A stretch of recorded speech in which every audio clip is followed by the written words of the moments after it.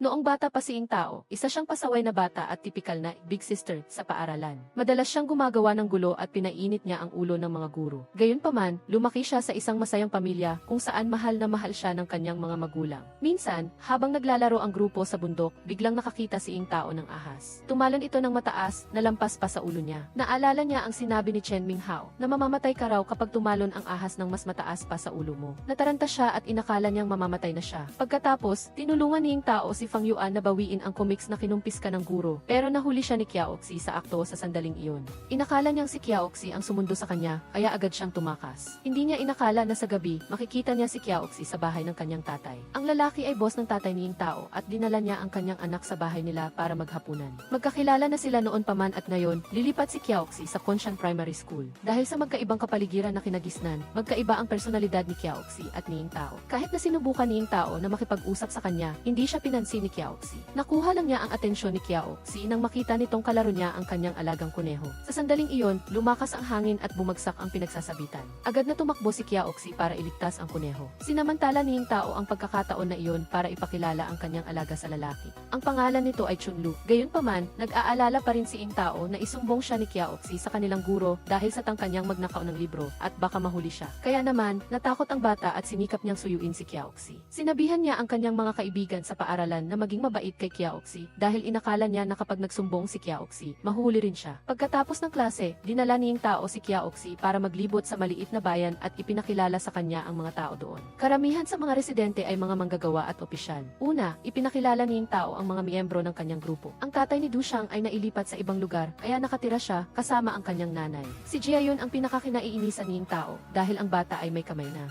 Napakasakit ng mga kamay ni Duanzhang. Ang tatay ng bata, si Uncle Qin, ay nagbukas ng isang maliit na tindahan dito dahil nasugatan siya sa binti dati kaya hindi na siya makalakad. Araw-araw, nagsasanay siya ng kigong para magpagaling kaya sa tingin ni Tao, napakagaling niya. Napakaraming tao sa bahay ni Yutiao at ngayon, tumira na rin ang pinsan niya na lalong nagpasikip sa bahay. Pero dahil ang tatay ni Yutiao ay isang ulirang manggagawa, hindi niya matanggihan na kupkupin ang kamag-anak. Nakatira si Fang Yuan kasama ang kanyang mga magulang. Mahilig ang bata sa lahat ng masasarap na pagkain at nakakatuwang bagay. Napakasarap magluto ng nanay niya. Pagbalik sa bahay, nalaman ni Tao na hindi na siya magtatagal, kaya bumalik siya sa bahay ng galit at inayos ang kanyang mga gamit para ibigay sa kanyang mga kaibigan. Maging sa kanyang assignment sa pagsulat, isinulat niya ito. Nang mabasa ni Teacher Zhang ang nilalaman ng sanaysay, natakot siya at agad na tumakbo sa bahay ni Tao. Matapos malaman ang sitwasyon, ipinaliwanag ng lahat sa bata na hindi makakaapekto sa kanyang buhay ang paghahambing ng taas sa ahas. Bagaman hindi na niya naramdaman na nanganganib ang kanyang buhay, determinado pa rin si Tao na bawiin ang comics para kay Fang Yuan. Nagkataon na nakita niya si Qiaoxi na gumagawa ng kanyang homework sa aklatan. Nabigla siya at nakalas ang kanyang hawak pero nasalo siya ni Qiaoxi. Mula sa sandaling iyon, nagsimula siyang hangaan si Qiaoxi. Kinabukasan, hinanap ni Tao si Qin Yun para ayusan ang kanyang buhok at nagsuot siya ng matingkad na pulang damit, umaasang makikita niya si Qiaoxi. Pero sa buong araw, hindi niya pa rin siya nakita. Nagbigay ng homework ang paaralan na hiningi sa lahat na ibahagi ang kahulugan ng kanilang pangalan. Ang pangalan ni Tao at ng kanyang mga kaibigan ay may kanya-kanyang pinagmulan at kahulugan, maliban lang kay Qiaoxi na hindi alam ang kahulugan ng kanyang pangalan. Kinagabihan, pumunta sa bahay ni Tao ang tatay ni Qiaoxi para maghapunan. Tinanong niya si Uncle Xiang tungkol sa kahulugan ng pangalan ni Qiaoxi. Sinabi ni Uncle Xiang na noong hindi pa sila handa ng asawa niya na magkaanak, dumating na ang bata. Nang kailangan na ng pangalan para sa birth certificate, nagkataon na nabasa niya sa pahayagan ang tatlong salitang Qiaoxi mula sa isang tula, kaya kinuha na lang niya ito. Sa hapagkainan, tiningnan ng nanay ni Tao si Qiaoxi na may kaunting sakit sa damdamin. Nang gabing iyon, kinausap niya ang kanyang asawa at ikinuwento na. Ang ibig sabihin pala, ang dating anak ni Director Xiang na si Meng Chu ay maagang namatay. Noon, inabot sila ng 2 hanggang 3 buwan para mag-isip ng pangalan para sa bata. Sa edad na 13, nakapasok siya sa klase ng mga talentadong kabataan ng Chinese Academy of Sciences at tinawag siyang henyo ng lahat. Pero namatay siya at muntikan nang maghiwalay ang mag-asawa. Matagal bago sila nagkaroon ng anak na si Qiaoxi, pero ayaw pa rin nilang bigyan ng pansin ang bata. Naaalala pa ni Director Xiang ang maling kaarawan ng kanyang anak. Sa kanyang puso, ang tanging naaalala niya ay ang kaarawan ni Meng Chu. Narinig ni Tao ang pag-uusap ng kanyang mga magulang. Kinuha niya ang Chinese dictionary at hinanap ang kahulugan ng salitang Qiao. Kinabukasan, agad niyang hinanap si Qiaoxi. dinala niya si Kiaoxi sa pinakamagandang bundok. Sinabi ni Ing Tao kay Kiaoxi ang pahina at kahulugan ng salitang Kiao sa diksyonaryo. Ang ibig sabihin daw nito ay isang mataas at matulis na bundok. Dati nang nakita ni Ing Tao ang pinakamagandang tanawin ng dapit hapon dito, kaya dinala niya si Kiaoxi. Nakakalungkot, umulan nang makarating sila, kaya hindi na nila natanaw ang paglubog ng araw. Kaya sinabi ni Kiaoxi kay Ing Tao na magkwento na lang. Malapit na ang kaarawan ni Kiaoxi, kaya excited na inimbitahan ni Ing Tao ang kanyang mga kaibigan para mag-organisa ng isang birthday party. Gayunpaman, hindi dumating si Dushang. Nitong mga nakaraang araw, nagkakaroon ng problema sa pamilya niya. Nag-away ang kanyang mga magulang dahil sa pag-inom ng kanyang tatay. Kailangan pang mamagitan ng kanilang mga kapitbahay. Sa huli, pareho silang na-ospital. Pagbalik niya sa bahay, ang regalo na binigay ng tatay ni Kiaoxi para sa kanyang kaarawan ay isang relo pa rin. Nang tanungin, nalaman niyang pinag-usapan pala ito ng kanyang mga magulang. Gayunpaman, nag-organisa pa rin ang kanyang mga kaibigan ng birthday party para kay Kiaoxi na may cake at itim na bulaklak ng immortalidad dahil inakala nilang gusto niya ang kulay na iyon. Sakto namang dumating si Dushang na may dalang birthday gift. Gayunpaman, binigay ni Kiaoxi ang kanyang birthday wish kay Dushang. Nang gabing iyon, nag-usap si Ing Tao at Kiaoxi tungkol sa kanilang mga paboritong kulay. Noong una, pinili ni Kiaoxi ang kulay itim. Pero nang sinabi ni Ing Tao, idinagdag niya ang kulay pula. Para kay Ing Tao, mahalaga ang pagkakaibigan at gusto niyang magkasama-sama sila palagi. Pero kinabukasan, pumunta sa bundok ang nanay ni Kiaoxi na naging malayo at istrikto. Masayang dinala ni Ing Tao ang mga tinapay para ibigay sa kanya. Pero diretsong tinanggihan ito ng nanay ni Kiao na sinabing madumi ang mga nabibili sa labas at hindi sila kumakain ng ganoon. Isinara pa ng nanay niya ang pinto para hindi na makipag-ugnayan pa si Kiaoxi sa kanya. Sa bakasyon noong taglamig, dinala si Kiaoxi ng kanyang nanay pabalik sa lungsod. Sobrang biglaan ang paghihiwalay nila kaya walang nakahanda para dito. Nang nasa high school na, maliban kay Ing Tao, ang iba niyang kaibigan ay lumipat na sa mga paaralan sa lungsod. Si Kiaoxi naman, pagkaalis, ay tuluyan ng hindi nakipag-ugnayan. Dahil sa sitwasyon ng kanyang mga magulang, kailangan ni Ing Tao na manatili sa bundok habang ang kanyang mga kaibigan ay nag-aaral na sa lungsod. Patuloy na nagsusulat si Ing Tao kay Kiaoxi pero hindi siya kailanman nakatanggap ng tugon dahil sa pagsusulat ng liham. Natuklasan siya ng kanyang guro habang nasa klase kaya pinatawag sa paaralan ang nanay niya. Mahalaga ang pag-aaral gayon sa unang taon ng high school kaya umasa ang guro na hindi hahayaang maapektuhan ni Ing Tao ang kanyang pag-aaral ng mga bagay na walang kinalaman dito. Nang malaman ni Sheng Juan ang nangyari, hindi niya sinaway si Ing Tao. Hindi niya inisip na mali ang pagsusulat ng liham. Sana lang, wag na itong gawin ni Ing Tao sa oras ng klase. Naramdaman ni Sheng Juan na may kasalanan siya dahil hindi niya pinayagan ang kanyang anak na mag-aral sa lungsod kasama ang kanyang mga kaibigan. Ngunit hindi kailanman sinisisi ni Ing Tao ang kanyang mga magulang. Idinidikit ni Ing Tao ang bawat liham niya sa isang notebook at ipinadala ito kay Kiaoxi. Gayunpaman, nakita ito ng kanyang mga kaklase at kinuha para basahin. Nang malaman ni Jaehyun ang nangyari, tinawagan niya si Ing Tao. Sinabihan siyang huwag nang sumulat ng liham kay Kiaoxi, pero hindi niya sinabi ang dahilan. Hindi niya alam na kumalat na sa buong paaralan ang liham na ipinadala niya dati. Ang mga estudyante sa high school ay sensitibo sa mga liham sa pagitan ng mga lalaki at babae. Pinagsama-sama pa ni Ing Tao ang lahat ng kanyang liham sa iisang padala, kaya kumalat ito sa buong paaralan. Nang mga oras na iyon, sinikap ni Kiaoxi na bawiin ang liham, pero kinuha ito ng mga kaklase niya at binasa ng malakas sa harap ng maraming tao. Nag-aalala, sumakay si Ing Tao mag-isa sa bus papunta sa lungsod. Nang dumating siya sa high school sa lungsod at hinanap si Kiaoxi, narinig niya mula sa mga kaklase niya ang tungkol sa ugnayan nito sa isa pang babae na ang pangalan ay Xiaoman. Inakala ng lahat na magkasintahan sila. Dahil naiiba ang uniforme ni Ing Tao sa lahat, mabilis siyang napansin. Hula ng lahat, siya raw ang dumating para hanapin si Kiaoxi. Sobrang kinabahan si Ing Tao at hindi siya naglakas loob na aminin iyon. Nang lumabas si Kiaoxi sa harap ng lahat, sinabi niya na hindi niya siya kilala at umalis. Lubos itong ikinadurog ng puso ni Ing Tao, kaya tumakbo siyang mag-isa. Umakyat siya sa isang mataas na bakod. Sa kabutihang palad, kinausap siya ng isang tiyahin na dumaan na inakalang gusto niyang magpakamatay. Pero hindi iyon ang intensyon ni Ing Tao. Gusto niya lang na ilabas ang kanyang nararamdaman. Dinala siya ng tiyahin para manood ng paglubog ng araw. Umaasang mapapawi nito ang kanyang kalungkutan. Nang hanapin ni Kiaoxi si Ing Tao, hindi niya ito makita.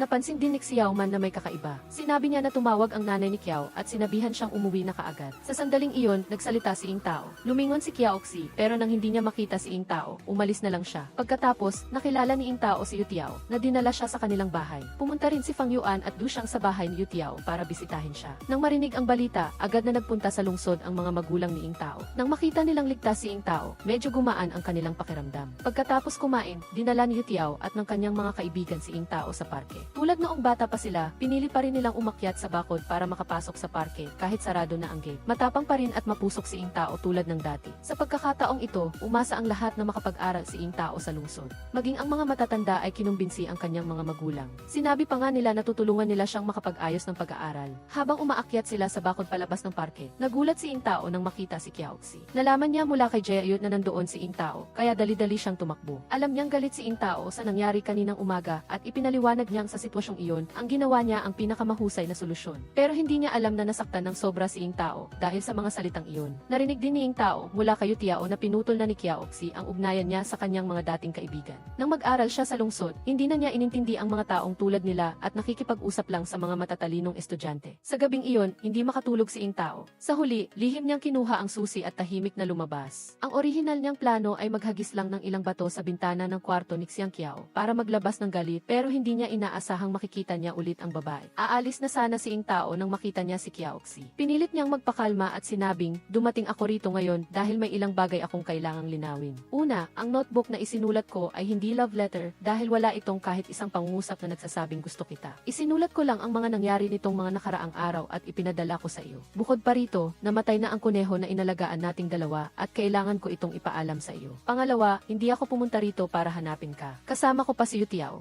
sina Du Xiang at marami pang iba pang kaibigan. Mahalaga sa kanya ang lahat ng kanyang mga kaibigan mula sa Kunshan. Ngunit ang pinakamaling ginawa mo ay ang ipagkalat ang kanyang notebook sa lahat. Sa totoo lang, isa itong napakaduwag na gawain. Pagkatapos niyang linawin ang mga bagay na ito para silang hindi nagkakilala. Nang makitang desidido si Ing Tao, hindi na nagpaliwanag si Qiaoxi. Pumayag na lang siya at sinabihan siyang umuwi na. Galit na umalis si Ing Tao. Nang tiningnan ni Qiaoxi ang bintana, nakita niyang isinara ito ng kanyang nanay. Ibig sabihin, kanina pa pala niya pinagmamasdan ang pag-uusap nila ni Ing Tao. Dahil sa pagsisikap niya sa pag-aaral, nakapasa si Ing Tao sa Provincial Experimental High School. May magandang resulta siya sa pagsusulit, nasa ika-negatibo 47 na pwesto. Nag-aayos na rin ang gamit ang kanyang mga magulang para lumipat. Sa wakas, aalis na sila sa lugar na ito para lumipat sa Power Industry Apartment sa lungsod. Habang nag-aayos, nakita ng nanay ni Lin ang isang itim na jacket. Naalala ni Ing Tao na kay Qiaoxi ito. Noong umalis si Qiaoxi, umiyak siya ng husto. Kaya naman, ibinigay ni Qiaoxi kay Ing Tao ang jacket na bigay ng kanyang pinsan bilang pangako na babalik siya. Ngunit hindi naniwala si Ing Tao dahil ang mga nakatatandang umalis patungong lungsod ay hindi na bumalik. Nailagay si Ing Tao sa science class ng grade 11. Nagkataon na pareho sila ni Qiaoxi sa iisang klase. Bukod pa rito, sa pagkakataong ito, si Qiaoxi ay nakapasok pa sa national team para sa Math Olympiad. Masayang-masaya si Uncle Xiang. Para ipagdiwang ang magandang performance ng dalawa, nag-organisa siya ng isang espesyal na hapunan kasama ang kanilang mga dating kapitbahay mula sa Kunshan. Sa handaan, alalang-alala si Qiaoxi kay Ing Tao, pero desidido siyang huwag makipag-ugnayan sa kanya. Nagmungkahi pa si Qiaoxi na dapat gamitin niya ang pangalang Linjile sa hinaharap, pero tiningnan lang siya ni Ing Tao ng masama at sinabing walang kinalaman sa kanya kung anuman ang pangalan niya. Dinala ni Ing Tao ang isda para kay Uncle Qin dahil hindi siya nakadalo. Pagkakita ni Ing Tao kay Qin Yeon, agad silang nagbiruan. Sinisi ni Ing Tao si Qin Yeon dahil hindi niya sinabi sa kanya kaagad ang tungkol kay Qiaoxi, kaya napahiya siya. Dinala ni Yu Tiao at ng kanyang mga kaibigan si Ing Tao para maglibot sa lahat ng sulok ng lungsod at tangkilikin ang lahat ng bagay doon. Dahil ito ang kanyang unang beses sa isang kakaibang lugar, biglang nakaramdam si Ing Tao ng kaunting takot. Hindi na ito ang kanyang teritoryo. Ang dating matapang na big sister na walang kinakatakutan ay naging mahiyain na ikinatuwa ni Yu Tiao at ng iba pa. Sa klase, ipinakilala ng guro si Ing Tao sa klase at hiningi sa kanya na sagutin ang isang tanong sa English. Si Qiaoxi ay kusang loob na tumayo at nakipag-usap kay Ing Tao. Ikinuwento niya na noong bata pa siya, dinala siya ng isang matalik na kaibigan para manood ng dapit hapon at iyon ang unang beses na nalaman niyang napakaganda pala ng kanyang pangalan. Alam ni Ing Tao na siya ang tinutukoy niya. Pero wala nang kahulugan ang mga bagay na ito ngayon. Hindi na siya ang dating Qiaoxi. Kaya sinabi ni Ing Tao na hindi niya naiintindihan ang sinabi ni Qiaoxi. Ang guro at mga kaklase ay nagpakita ng pangunawa dahil si Qiaoxi ay isang key study prodigy at ilan lang ang nakakasabay sa kanyang antas. Pagkatapos ng klase, ikinuwento ni Ing Tao ito kay Qin Yeon at hiniling sa kanyang suriin kung ano ang ibig sabihin ni Qiaoxi. Naisip ni Qin Yeon na baka gusto pa rin ni Qiaoxi ang nakaraan at hindi niya malimutan si Ing Tao. Sinadya ni Ing Tao na iwasan si Qiaoxi pero palagi siyang naghahanap ng paraan para lumapit sa kanya. Sa araw na iyon, pagkatapos ng klase, habang kumukuha ng tubig si Ing Tao, sumunod si Qiaoxi at humiram ng kanyang water card. Sinabing nakalimutan niya ang kanyang card. Pero direktang tumanggi si Ing Tao. Ang bawat isa ay gumagamit ng sarili niyang card. Nang makita ng mga babaeng kaklase niya na malamig ang pakikitungo kay Qiaoxi, nakaramdam sila ng simpatya at kusang loob na nag-alok na ipahiram ang kanilang card. Pero sinabi ni Qiaoxi na hindi na niya kailangan. Nang makita ito ni Linje, nakaramdam siya ng awa kay Qiaoxi nang ipahiya siya ni Ing Tao. Sinunod niya ang payo ng mga babaeng kaklase niya at kusang loob na nilapitan si Ing Tao para makipag-ayos at pinayuhan siya na huwag intensyonal na asarin si Qiaoxi. Pero nagkamali siya nang banggitin niya ang tungkol sa pagsusulat ni Ing Tao ng love letter.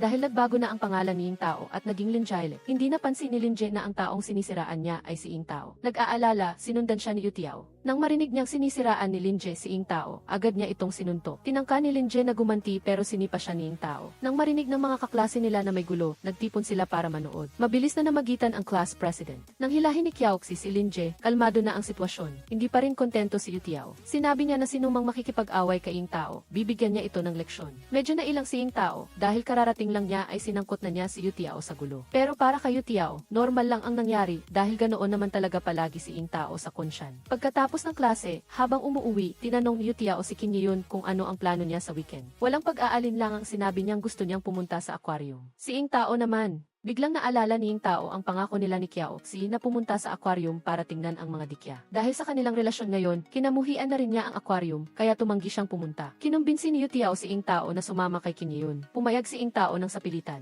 Pero kinabukasan, biglang nagbago ang isip ni Kim Yun at sinabing mayroon siyang mahalagang gagawin, kaya hindi siya makakapunta. Kaya si Yu Tiao na lang ang sumama kay Ing Tao sa aquarium. Habang nanonood sila ng dolphin show, nagkataon na nakita nila si Linje. Nang makita ni Linje ang malambing na kilos ni Yu Tiao at Ing Tao, sinadya niyang kunan sila ng litrato. Nang makita ni Ing Tao si Kim Yun pag-uwi niya at nalaman niyang nanonood lang ito ng TV sa buong araw, nagulat siya. Sa sandaling iyon, napansin niyang may gusto pala si Kim Yun kay Yu Tiao. Kinausap niya si Kim Yun na kausapin si Yu Tiao at linawin ang lahat. Ngunit nag-aatubili si Kim Yun dahil sa tingin niya, kung hindi niya sasabihin ang nararamdaman niya, at least ay mananatili silang magkaibigan. Kinabukasan, ikinuwento ni Linje kay Qiaoxi ang pagkikita nila ni Yu Tiao at Ing Tao sa aquarium. Nagdududa na magkasintahan sila. Pero tiwala si Qiaoxi na hindi iyon mangyayari. Sa SE class, nag-umpisang magtagisan sina Qiaoxi at Yu Tiao. Maraming babae ang sumisigaw para kay Qiaoxi. Pero si Ing Tao, hindi alam kung sino ang susuportahan, kaya sumigaw na lang siya ng pangkalahatang cheer nang walang binabanggit na pangalan. Nang turn na ng mga babae na tumakbo, hinarangan ni Qiaoxi si Yu Tiao at binalaan siyang lumayo kay Ing Tao dahil hindi ito makakabuti sa kanya. Sumagot si Yu Tiao nang may panunuya, si Qiaoxi raw ang dahilan ng lahat ng problema ni Ing Tao. Tumakbo ng todo si Ing Tao at siya ang unang nakarating sa side ng mga babae. Pero agad siyang nawalan ng malay at mabilis na dinala ng kanyang mga kaibigan sa klinik. Na-headstroke pala siya. Nang malaman ito ni Qiaoxi, agad siyang tumakbo sa klinik. Nang makabalik na sa klase ang ibang kaibigan, nakahiga si Ing Tao sa kama at napanaginipan niyang nagkasakit siya noong bata pa siya at si Qiaoxi ay nasa tabi niya para alagaan siya. Bigla siyang napatawag sa pangalan ni Qiaoxi, pero dahil sa maliwanag na sikat ng araw ay hindi siya makadilat. Nang magising siya, nakita niya na nakaupo nga sa tabi ng kama si Qiaoxi at pinapaypayan siya. Gusto niya itong paalisin, natatakot siyang maging awkward kung makikita sila ng ibang tao. Pero nang dumating ang doktor, kusang loob na sinabi ni Qiaoxi sa doktor na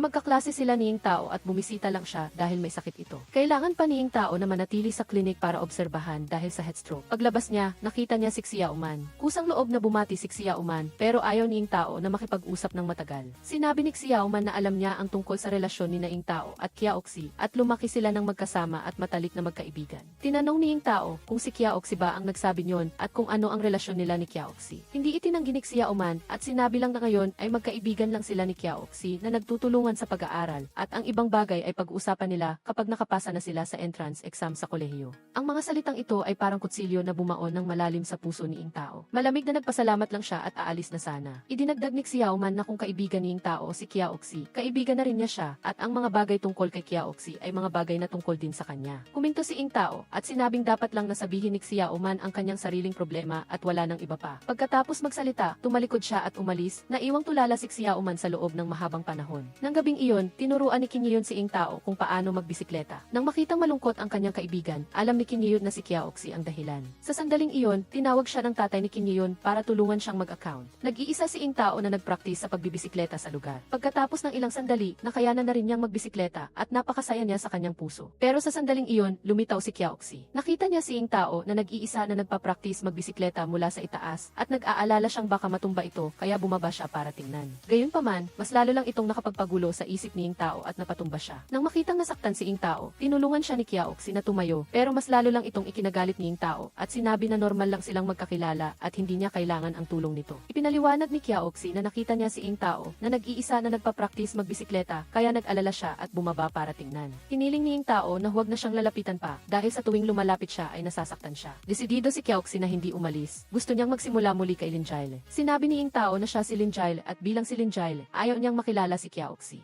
At bilang si Ingtao, gusto niyang hindi ka na sana niya nakilala. Pagkatapos niyang sabihin iyon, kinuha niya ang bisikleta niya at umalis. Pagdating sa bahay, binuksan ni Ingtao ang kanyang lumang diary. Halos bawat pahina ay may pangalan ni Qiaoxi. Dahil noon, gusto niyang ibahagi sa kanya ang lahat ng nangyayari sa kanya. Pero ngayon, kailangan niyang isulat sa kanyang diary ang isang paalala sa sarili na mula ngayon, huwag na siyang iisipin pa. Kinabukasan, pagkatapos ng klase, habang kumukuha ng tubig si Ingtao, pabalik sa klase, nakita siya ng ilang babaeng kaklase na hindi sila nag-uusap ni Qiaoxi at nagsimula silang magbulungan. Lumapit si Ingtao para paalalahanan sila na huwag na siyang isali sa usapan nila tungkol kay Qiaoxi. Hindi naman daw espesyal si Qiaoxi. Nang makita ni Tianle na malungkot si Ingtao, nakaramdam siya ng pagkabalisa. Tinatanong niya si Nayutiao at Fang Yuan kung may nagawa ba siyang nakapagpagalit kay Ingtao. Sinadya siyang biruin ni Nayutiao at Fang Yuan, kasalanan mo lahat. Lalong nataranta si Tianle, kaya sinubukan niyang biruin si Fang Yuan para makuha ang atensyon ni Ingtao. Pagkatapos ng klase, nanatili ang lahat para maglinis. Pagkatapos linisin ni Nayutiao at Fang Yuan ang kanilang lugar, tinulungan nila si Ingtao. Sinabi niya na hindi niya kailangan ang tulong nila at kaya niyang gawin ito ng mag-isa. Pinilit niya silang umalis at kumain muna at bumili na lang ng isang kahon ng kanin para sa kanya. Nang makaalis ang kanyang mga kaibigan, habang naglilinis si Ingtao, bigla siyang nakarinig ng isang pusa. Tiningnan niya sa ibaba at nakita niya ang isang puting pusa sa mga hagdan, kaya bumaba siya para kalaruin ito. Lumipat si Zhang Yuan sa likod ni Halak at sinabi na gusto niya siyang hawakan sa ulo. Alam na ito ay isang ligaw na pusa na inampon ni Zhang Yuan. Akala ni Halak ay aalis na siya. Sinabi ni Zhang Yuan na nakuha niya ang pusang ito bago lumipat si Halak. Gusto niya ito. Tulad noong nasa bundok sila, gusto niya ang kuneho na nagngangalang Feng Xiao. Nagalit si Halak nang marinig ito at sinabing hindi siya dapat magustuhan si Feng Xiao at hindi siya dapat banggitin. Gusto ni Zhang Yuan na malaman ang dahilan nang makita niya ang pagiging malupit ni Halak. Sinabi ni Halak na dahil mayroon na siyang pusa, hindi na niya dapat gusto ang kuneho. Hindi maintindihan ni Zhang Yuan ang lohika niya, kaya't nakipag-away siya sa kanya. Nagalit si Halak at gustong batuhin siya, buti na lang at dumating si Li Yunwei.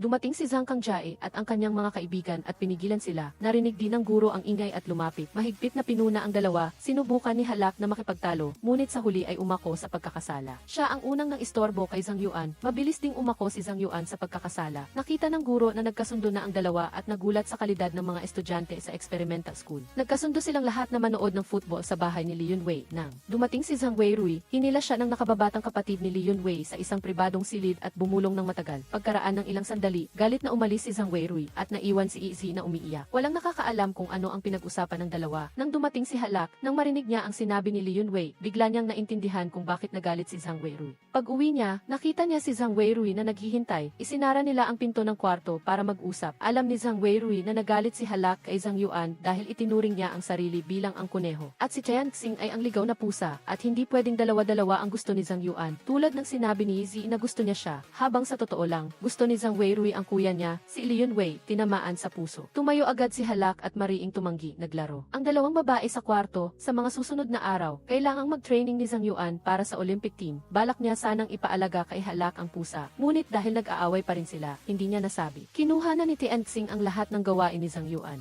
Pagkatapos ng klase, lihim na nagdala si Halak ng masarap na pagkain para sa pusa. Sinabi niya na dapat itong maging malusog dahil napakahalaga nito sa kanyang puso. Biglang umulan ng malakas pagkatapos ng klase. Nagmamadaling sumakay sa bus ang mga estudyante pa uwi. Naisip bigla ni Halak ang pusa, kaya tumakbo siya pabalik sa paaralan sa ilalim ng ulan. Napakatalino ng pusa. Nagtago na ito sa isang makitid na pader. Walang takot na pumasok si Halak upang iligtas ito. Sa sandaling hindi niya alam kung paano umakyat, dumating si Zhang Yuan na may dalang payong. Sinabi ni Halak na iligtas siya. Tumanggi si Zhang Yuan dahil ordinaryo lang silang kaklase. At hindi niya kailangang ilagay sa panganib ang sarili niya para iligtas ang pusa niya. Kaya nilambing ni Halak si Zhang Yuan para tulungan siya. Alam ni Zhang Yuan na hindi tapat si Halak, ngunit masaya pa rin siya at bumaba para iligtas siya. Ngunit pagkatapos na apakan ni Halak ang kanyang balikat para makaakyat, dumiretso siya nang hindi lumilingon. Kaya kinailangan ni Zhang Yuan na umakyat mag-isa. Tumayo si Halak sa malayo, at nang makita niya na matagumpay siyang nakaakyat ay umalis siya nang may kapayapaan sa isip. Basa si Halak. Tumakbo siya sa bahay ni Zhang Weirui para humiram ng malinis na damit dahil natatakot siya.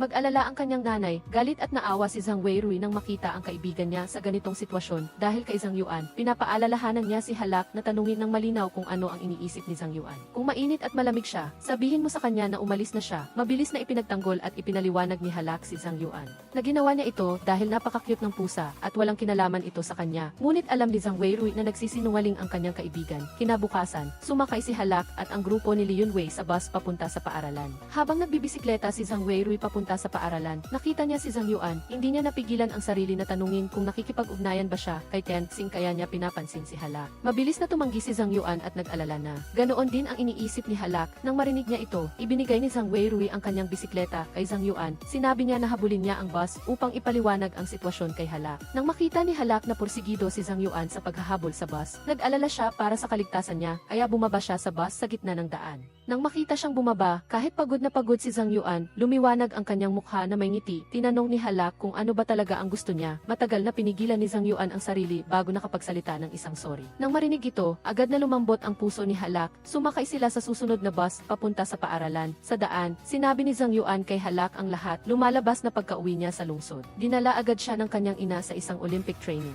center. Buong araw ay puro matematika lang para mapigilan siyang makipag-ugnayan sa ibang tao. Pinutol pa ng kanyang ina ang linya ng telepono. Isang beses, umakyat siya sa pader at tumakas para bumalik sa konsyan. Ngunit nahuli siya ng kanyang ina sa kalagitnaan ng daan. Alam niyang hindi pa siya makapagdesisyon sa ngayon, kaya ayaw niyang bigyan si Halak ng pag-asa at pagkatapos ay bigin siya. Kaya hindi siya nakipag-ugnayan sa kanya nang malaman na naging matapang siya para sa kanya. Naantig si Halak hanggang sa maiyak siya. Habang kumakain, sinabi niya ang kwento ni Zhang Yuan sa kanyang matatalik na kaibigan. Ngayon lang naintindihan ng lahat na ang ina niya ang pumipigil sa kanya na makipaglaro sa kanila. Nang makita niya na masaya na si Halak, masaya rin si Li Yunwei. Tinanong nila siya kung bakit siya tumatawa. Sinabi ni Li Yunwei na may naisip siyang isang nakakatawang kwento. Ngunit nang ikinuwento niya ito, naramdaman ng lahat na walang kwenta. Si Zhang Weirui lang ang nakisama at tumawa. Para matulungan si Halak at Zhang Yuan, nagdesisyon ang grupo. Nang samantalahin ang pagkakataon na wala ang ina ni Zhang Yuan dahil pumunta sa site ng construction para mag-inspeksyon, inayos nila ang pagkikita ng dalawa. Nagpanggap si Li Yunwei na pupunta kay Zhang Yuan para magtanong ng tanong sa matematika. Nakita niya ang isang mensahe mula kay Halak sa isang papel na nagsasabing gusto niya siyang makita sa gabi. Agad na sumang-ayon si Zhang Yuan. Para maghanda sa date na ito, pumili si Halak ng maraming damit. Nakita ni Zhang Weirui ito at tinulungan siyang mag-ayos at mag-makeup at sinabi na dapat ay maingat siya. Nang makita niya si Li Yunwei na naglalaro ng basketball, lumapit si Zhang Weirui para batiin siya. Hindi alam ni Li Yunwei ang damdamin ng kanyang kaibigan, kaya naging inosente siya na ikinagalit ni Zhang Weirui. Sa panig ni Zhang Yuan, seryoso rin siya sa date na ito. Isinuot niya ang isang pulang relo. Sinalamin niya ang sarili at inayos ang kanyang hitsura bago lumabas. Ngunit pagkalabas niya, nakasalubong niya ang kanyang ina na kadarating lang. Alam niya kung saan pupunta si Zhang Yuan kaya nagbanta siya. Kung pupunta siya sa pagkakataong ito, ililipat niya ang mga magulang ni Halak sa isang malayong construction site sa Fujian. Para malaman nila na ang kanilang pamilya ay walang moralidad sa pagtuturo sa kanilang anak na babae na makipag-date sa kanilang anak na lalaki. Galit na. Nakipagtalo si Zhang Yuan sa kanyang ina, ngunit upang hindi maging sanhi ng mas maraming problema, sumunod siya sa kanyang ina sa loob. Nang makita ng tatay ni Zhang Yuan ang kanyang asawa na umuwi na nakasimangot, sinaway niya ito. Na hindi niya dapat ituring ang kanilang anak na lalaki na parang isang kriminal buong araw. Agad na nagalit ang kanyang ina at nagsimula silang mag-away ulit kasama na ang tungkol sa kanilang unang anak, si Zhang Kangjai. Sa gitna ng pag-aaway, ang ina ni Zhang Yuan ay patuloy na pinupuna ang mga magulang ni Halak na hindi marunong magturo sa kanilang anak. Nang marinig ito ng tatay ni Chang Feng na nakatira sa iisang lugar ng mga opisyal, mabilis siyang tumawag sa tatay ni Halak. Mabilis na tumakbo ang mga magulang ni Halak sa bahay ni Zhang Yuan. Nang malaman ni Li Yunwei ang balita, mabilis siyang tumawag kay Halak para umuwi upang maayos ang lahat. Kusang loob na inamin ni Zhang Yuan na siya ang nag-date kay Halak at sumang. Ayon siyang pumunta sa Olympic team training ngayon. Ayon sa kahilingan ng kanyang ina, pakiramdam niya ay labis siyang nagkasala nang makita niya ang mga magulang ni Halak sa pag-aakalang siya ang nagdulot ng problema para sa kanila. Mabilis siyang inaliw ng kanyang mga magulang at sinabi na hindi siya sinisisi. Maaga sa umaga, ginising siya ng kanyang mga magulang para kumain ng almusal. Lumalabas na ang tatay ni Chang Feng at ang iba pang mga tiyuhin ay nag-alala na si Halak ay magkakaroon ng psychological pressure. Dahil pinupuna siya sa maagang pag-ibig, kaya nag-organisa sila ng isang pagtitipon ng pamilya para suportahan siya. Nagsalita ang lahat, sinasabi na nakita nilang lumaki si Halak at simula pa lang ay isang mabait at matapat na bata. Tinulungan niya sina Li Yunwei, Zhang Kangjai at Chang Feng ng maraming beses. Kung sasabihin nilang maagang nagmamahal siya, hindi sila maniniwala. Nagpasalamat ang tatay ni Li Yunwei sa kabutihan ng lahat at sinabi na hayaan na lang ang bagay na ito. Sa paaralan, sinabi ni Halak ang kanyang pagdududa sa kanyang mga kaibigan. Paano nalaman ng ina ni Zhang Yuan na nasa construction site sa Satip ang tungkol sa pagkikita nila ni Zhang Yuan sa gabi? Mukhang may nagsumbong. Napansin ni Li Yunwei na nawawala ang papel. Pinaghihinalaan niya si Izhe dahil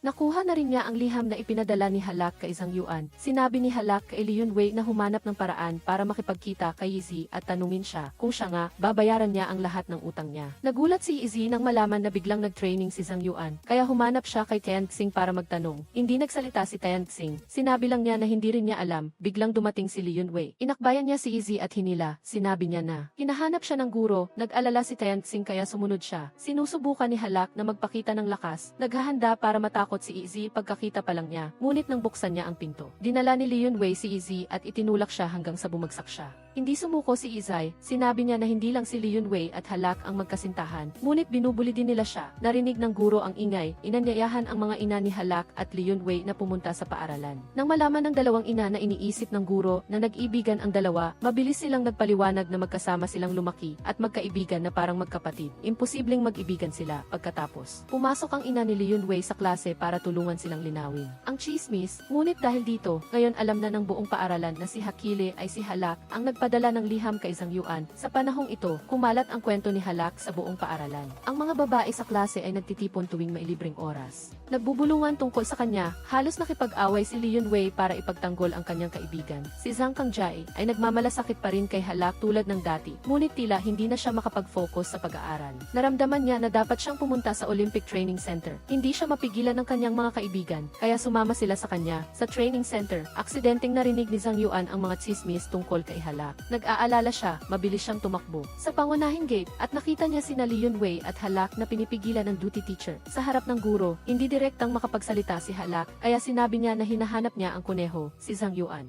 Sinagot din ni Zhang Yuan na lumabas siya para hanapin ang pusa. Pagbalik niya mula sa training center, nakita niya ang isang busker na tumutugtog ng gitara at kumakanta sa kalye. Na-inspire si Halak. Kumuha siya ng isang gitara at tumayo sa mataas na lupa sa labas ng training center at nagsimulang kumanta. Sa dorm, binuksan din ni Zhang Yuan ang kanyang desk lamp bilang tugon, malapit na ang pagsusulit sa pisika. Ngunit naramdaman ni Halak na hindi niya matandaan ang mga formula at mali ang mga sagot niya. Nang lumabas ang mga resulta, hindi siya naglakas loob na tingnan ang mga ito. Nang malaman niya na siya ay nasa ika-5 mula sa ilalim, labis siyang nadismaya. Si Li Yunwei naman ay bumaba sa ika-15 mula sa ilalim. Sinabi ng isang lalaking estudyante na huwag siyang makipagkaibigan kay Halak dahil bumaba rin ang kanyang performance. Hindi nagustuhan ni Li Yunwei ang narinig niya, kaya sinuntok niya ang lalaking estudyante. Pinuna ng guro ang dalawa at pinapaalalahanan ang mga estudyanteng nanonood na huwag magbulungan sa likod ng ibang tao. Pumunta si Halak sa guro, pinayuhan siya na huwag hayaan ang mga chismis na makaapekto sa kanya. Ang kanyang tungkulin ngayon ay mag-aral at hindi siya dapat makipaglaro sa mga lalaking estudyante upang maiwasan ang mga maling pag-unawa. Hindi madaling manatili sa honor class ng experimental school kung ang kanyang mga resulta ay kasing sama pa rin sa susunod, lilipat siya sa ibang klase. Pagkatapos marinig ito, seryosong sinabi ni Halak sa guro na ang kanyang pagkakaibigan kay Li Yunwei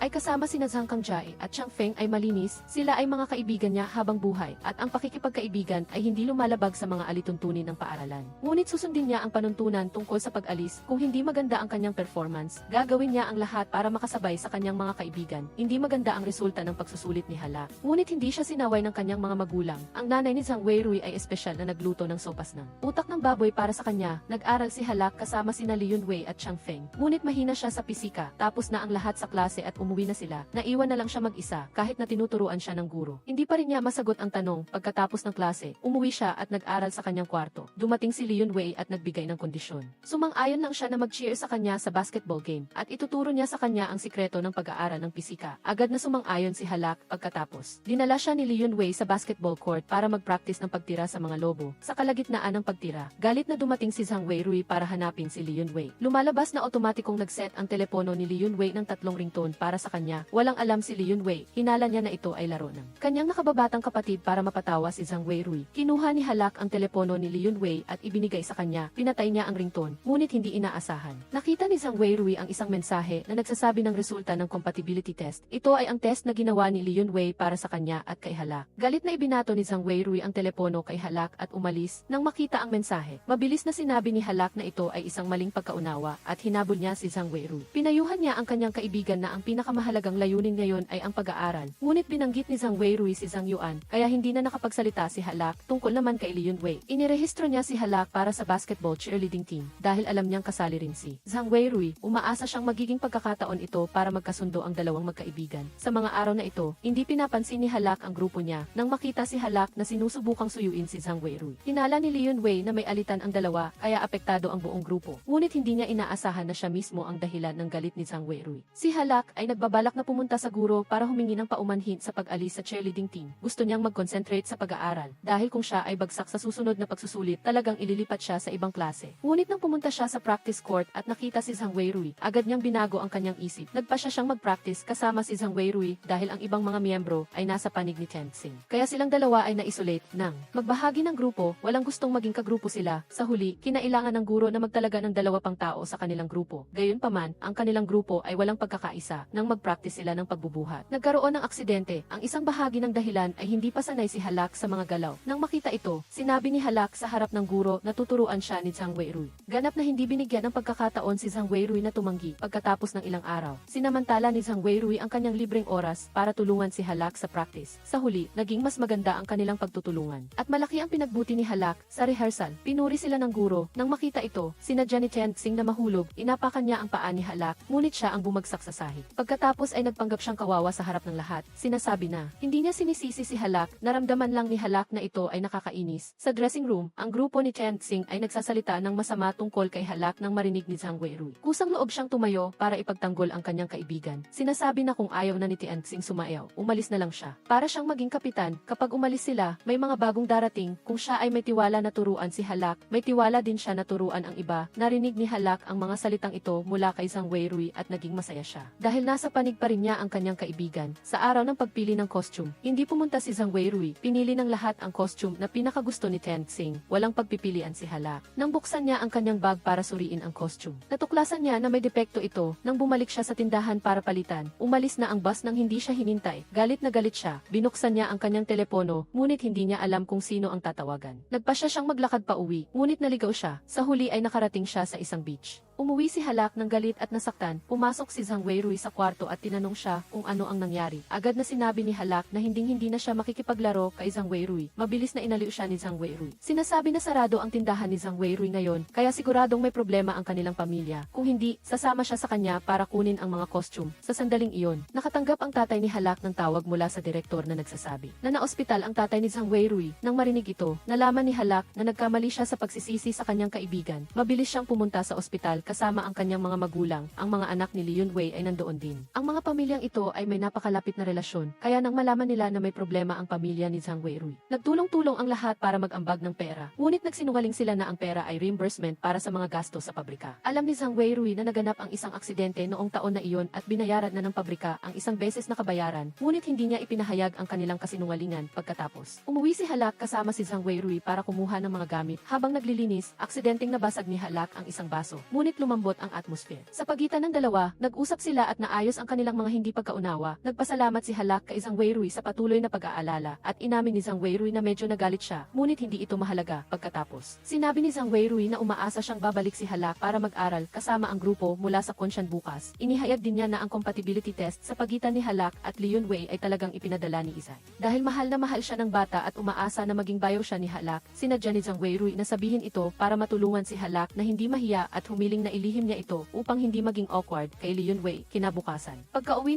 ni Director Tianzi mula sa kanyang business trip, agad siyang pumunta sa ospital upang bisitahin si Zhang Weirui. Ngunit matagal na nasa banyo si Zhang Weirui na ikinababahala ng tiyuhin ni Zhang Weirui. Alam ni Zhang Weirui na ayaw ng kanyang tatay na makita ang sinuman, kaya magalang niyang pinaali si Director Tian. Noong gabing iyon, tiningnan ni Zhang Weirui ang perang ibinigay ni Director Tian sa kanya sa araw. Nang makita niya ang direktor, nalaman niya na ang pagpapa-ospital na ito ng kanyang tatay ay hindi binayaran. Ang lahat ng ito ay galing sa bulsa ng mga kapitbahay. Tahimik na inilagay ni Zhang Weirui ang pera sa ilalim ng unan ng kanyang tatay. Noong gabing iyon, aksidenteng nakita ni Zhang Weirui ang diary ng kanyang tatay. Sa loob nito, nakasulat ang lahat ng maliliit na bagay tungkol sa kanya. Kahit na lumaki si Zhang Weirui ng walang ina, ang pagmamahal ng kanyang tatay para sa kanya ay hindi kailanman nagkulang. Sa diary, bukod sa mga tala sa araw-araw na buhay, mayroon ding mga layunin ni Zhang Weirui. Siya ay laging nagsusumikap na kumita ng pera. Lahat ay para kay Zhang Weirui at nagplano pa siya na bumili ng bahay para sa kanya sa hinaharap. Habang binabasa ang mga linyang iyon, hindi mapigilan ni Zhang Weirui na umiyak dahil kailangan niyang alagaan ang kanyang tatay. Hindi nakakuha ng sapat na pahinga si Zhang Weirui, kaya nahulog siya sa practice ni Tianxing.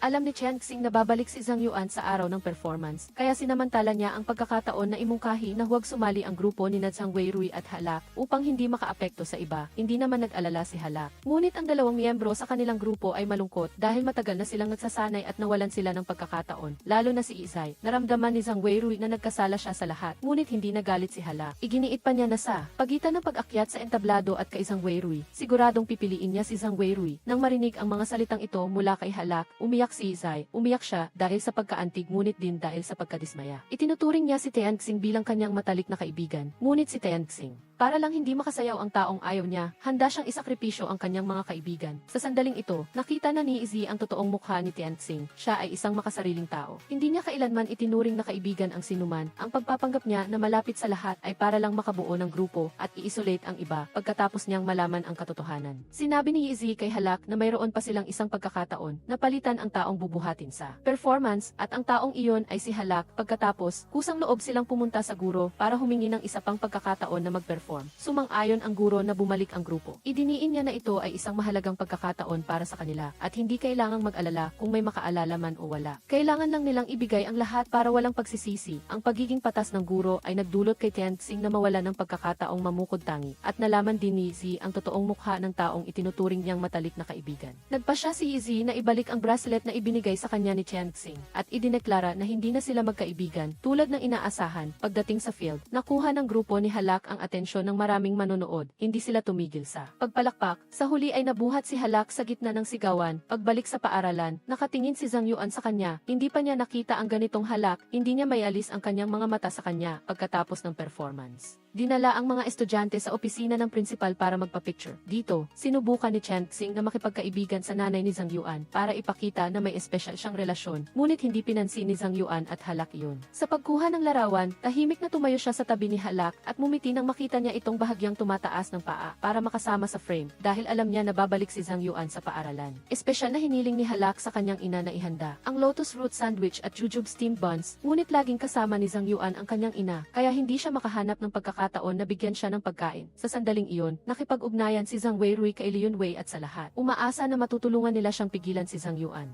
Kinapala ni Chang Feng ang kanyang mukha at hinarang si Zhang Yuan sa harap ni Auntie Ilayang. Nagsinungaling siya na sinabi ni Teacher Xia na pumunta si Zhang Yuan sa opisina para kumuha ng mga materyales sa pag-aaral. Hindi naniwala si Auntie Ilayang at nagbabalak na tawagan si Teacher Xia. Ngunit may mahalagang bagay na nangyari sa kumpanya, kaya kinailangan niyang bumalik sa kumpanya. Sinabi niya sa driver na dalhin si Zhang Yuan para kumuha ng mga materyales sa pag-aaral at ibalik siya sa training camp. Hindi nila inaasahan na makikita nila si Teacher Xia sa daan pabalik. Sinabi ni Teacher Xia na walang nakalimutan ng mga materyales, walang pagpipilian si Zhang Yuan kundi ang sumama sa driver pagkasakay niya. Hinabol siya ni Liun Wei, Halak at ang kanilang mga kaibigan. Pinahinto ng driver ang kotse at sinabi na kailangan niyang huminto sa kalapit na tindahan para kumain ng merienda na aabutin ng halos kalahating oras. Labis na nagpasalamat si Zhang Yuan sa driver. Sa wakas ay mayroon na rin siyang oras na mag-isa kasama si An Dao. Pumasok silang dalawa sa isang maliit na eskinita. Kinuha ni An Dao ang pagkain na ginawa ng kanyang ina para kay Zhang Yuan. Bago siya maging isa 0 taong gulang, laging nag-iisa si Zhang Yuan. Hanggang sa nagkaroon siya ng mga problema sa matematika bilang kanyang kasama, unti-unting nawala ang kanyang kalungkutan. Ngunit mula nang makilala niya ang grupo ng mga kaibigan sa Kuanshan, binigyan nila siya ng kaligayahan na maging sarili niya. Pinagaling pa nga ni An Dao ang kanyang malas na pagkabata. Gusto niyang maging kaibigan nila habang buhay. Ngunit hindi niya inaasahan na ang tanawin ng kanilang dalawang magkasama sa eskinita ay nadiskubre ng campus queen. Akala niya, basta magaling siya, tiyak na makakatabi niya si Zhang Yuan. Kaya't sa anumang paraan ay kailangan niyang makuha si Zhang Yuan. Pumunta si Xiaoman upang makipagkita sa guro. Gusto niyang imungkahi na umalis si An Dao sa klase 18, ngunit bago pa man niya ito masabi, sinabi na ng guro na tulungan pa niya si An Dao at huwag siyang hayaang mapawala sa klase. Hindi niya ito malutas ng mag-isa, kaya't nagpasya si Xiaoman na ilantad ito sa publiko. Kaya't inayos niya ang dalawang babaeng estudyante na pumunta sa eskinita. Sa ganitong paraan lamang ay hindi magiging maganda ang posisyon ni An Dao sa paaralan at sa klase sa hinaharap. Nakita ni Du Tiu at ng kanyang mga kaibigan ang dalawang babaeng estudyante at agad na ipinaalam kay An Dao. Pagkatapos, humanap sila ng paraan upang hadlangan sila sa daan. Nang matanggap ni An Dao ang balita, dali-dali niyang dinala si Zhang Yuan palayo. Nang dumating ang dalawang babaeng estudyante sa lugar, wala silang nakitang sinuman sa eskinita. Si Zhang Yuan ay buong-buo na karga si An Dao sa kanyang leg. Sila ay tumatakbo habang hinahabol ng isang aso, kaya't hindi nila nakita ang electric car na paparating mula sa harap. Lahat sila ay bumagsak at nasugatan ang ulo ni Zhang Yuan, habang si An Dao naman ay nawalan ng malay nang makita ang dugo. Dinala sila ng driver sa emergency room ng ospital. Kailangang tahiin ang sugat ni Zhang Yuan ng ilang tahi. Sa buong daan, walang tigil na humihingi ng paumanhin si An Dao. Nag-alala siya ng husto para kay Zhang Yuan. Pagkatapos, dumating si Director Xiang upang aliwin si An Dao. Nang malaman ni Xiaoman ang nangyari, labis siyang nalungkot at umiyak sa loob ng silid-aralan dahil nag-alala rin siya para kay Zhang Yuan. Nang bumalik si An Dao sa paaralan mula sa ospital, sinabi sa kanya ni Du Tiu at Tizi ang tungkol sa pag-iyak ni Xiaoman.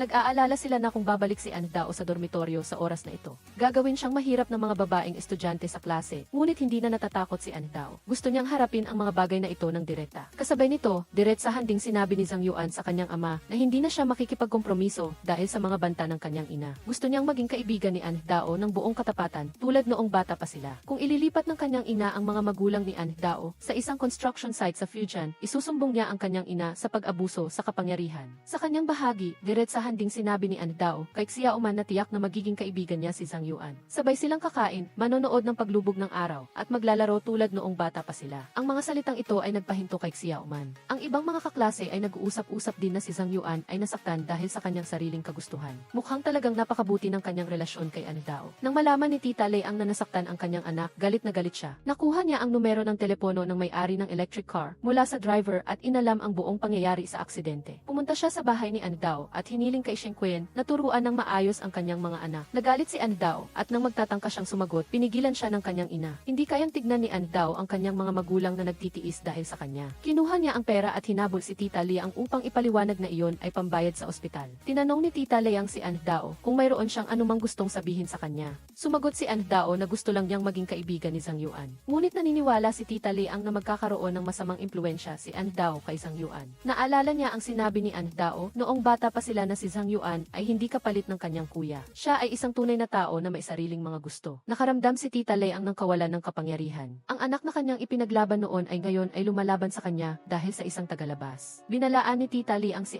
Dao na kung magiging matigas ang ulo niya, mawawala ng ina si Zhang Yuan at mawawala rin sa kanya ang kanyang anak. Ang mga salita ni Tita Liang ay nagbigay ng matinding pasakit kay Dao. Nang gabing iyon, nakatanggap siya ng tawag mula kay Zhang Yuan. Sinabi niyang gusto niya ng manto, mga date at lotus root sandwich na ginawa ng kanyang ina. Gusto niyang dalhin ni Dao bukas pagkatapos ng klase. Sinabi lang ni Dao ang ilang salita at ibinaba ang telepono, ngunit hindi pa rin siya pumayag kay Zhang Yuan. Nag-aalinlangan pa rin siya. Nagkaroon ng sports festival ang paaralan. Nakatanggap ng tawag si Izhe mula kay Tita Songyan na nagsasabi na ang kanyang ama ay nagpumilit na lumabas ng ospital kahit hindi pa siya lubusang gumagaling. Umalis si Izhe sa bahay, nakipag-away sa kanyang ama at sinabi niyang titigil na siya sa pag-aaral. Itinapon pa niya ang lahat ng kanyang libro sa labas dahil ayaw na niyang makitang naghihirap ang kanyang ama. Gusto lang niyang magpahinga ito at gumaling. Sinamahan ni Dao si Izzy pauwi at nasaksihan ang eksenang ito na labis niyang ikinalungkot para sa kanyang kaibigan. Nang gabing iyon, tinulungan ni Dao ang kanyang ina sa pagluluto. Tinanong niya ang kanyang ina kung mayroon ba siyang anumang inaasahan mula sa kanya. Sinabi ng kanyang ina na sana ay mabuhay si Dao ng masaya at payapa, tulad ng kahulugan ng kanyang pangalan na Lin Kile. Sinabi rin ng kanyang ina na ang pinakadakilang bagay sa kanyang buhay ay ang piliin siyang maging ina ni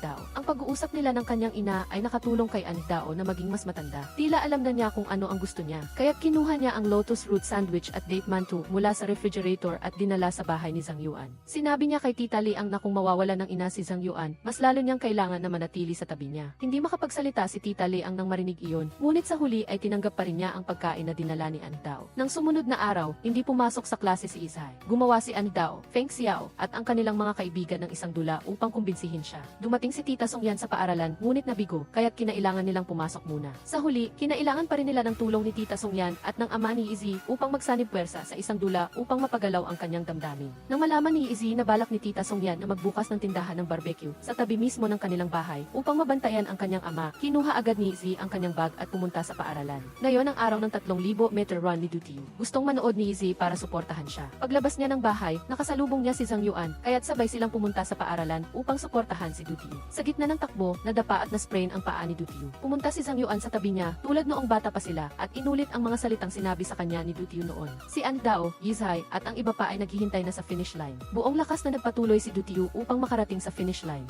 Pagkatapos, dinala siya ni Zhang Yuan at ng iba pa sa klinik. Sa kabutihang palad, walang malubhang nangyari. Ngayon, ang relasyon ni Zhang Yuan sa lahat ay bumuti na. Sa wakas, nakabalik na siya sa Quanshan team. Ang tindahan ng barbecue ng nanay ni Dushang at ang sari-sari store ng tatay ni Izzy ay sa wakas ay pinagsama na. Gustong bayaran ni Tita Songyan ang upa, ngunit hindi ito tinanggap ni Uncle Kim. Nagtulungan si Dushang at Yizhe sa paglilinis. Gusto ni Izzy ang mga pagkaing niluluto ni Tita Songyan, ngunit hindi sila makakain ng magkasama ngayong gabi dahil nagkasundo silang magpunta sa beach para magpaputok ng mga paputok. Hindi nila inaasahan na ang ama ni Dushang ay pumunta sa sari-sari store upang bumili ng sigarilyo. Mula pagkabata, binubugbog na si Dushang ng kanyang ama. Napaka-iritable ng kanyang ugali. Minsan, dahil lang sa hindi naluto ng maayos ang karne na ginawa ng kanyang ina, sinuntok at sinipa na niya ito. Ngayon ay nakabalik na siya. Nag-alala ng husto si Izzy at ang kanyang mga kaibigan para kay Dushang, kaya't nagpa siya silang ipagpaliban muna ang plano nilang pagpapaputok ng mga paputok upang pumunta sa bahay ni Dushang at alamin ang sitwasyon. Pagdating ng grupo sa bahay ni Dushang, narinig nila ang tunog ng nababasag na tasa. Dali-dali nilang biglang kinatok ang pinto at tinawag si Dushang. Ngunit ang nagbukas ay si Uncle Du. Lumalabas na nagluluto si Dushang kasama ang kanyang ama. Nang makitang walang problema, nagpa siya ang grupo na umalis muna. Sinabi ni Zhang Yuan kay Dushang na manatili na lang muna siya at kumain ng buo kasama ang kanyang pamilya. Marami pang pagkakataon para magpaputok ng mga paputok. At saka, mayroon na siyang inihandang regalo para sa lahat. Nang sumunod na araw, si Zhang Yuan at ang kanyang mga kaibigan ay nagbisikleta papunta sa paaralan. Binigyan niya ang bawat isa ng isang pulang scarf. Ang scarf lang ni An Dao ang may dagdag na maliit na puting kuneho. Kahit na medyo pangit ang scarf, masaya pa rin itong isinuot ng lahat dahil gawa ito sa kamay ni Zhang Yuan. Tanghali na, habang kumakain sila sa kantina, galit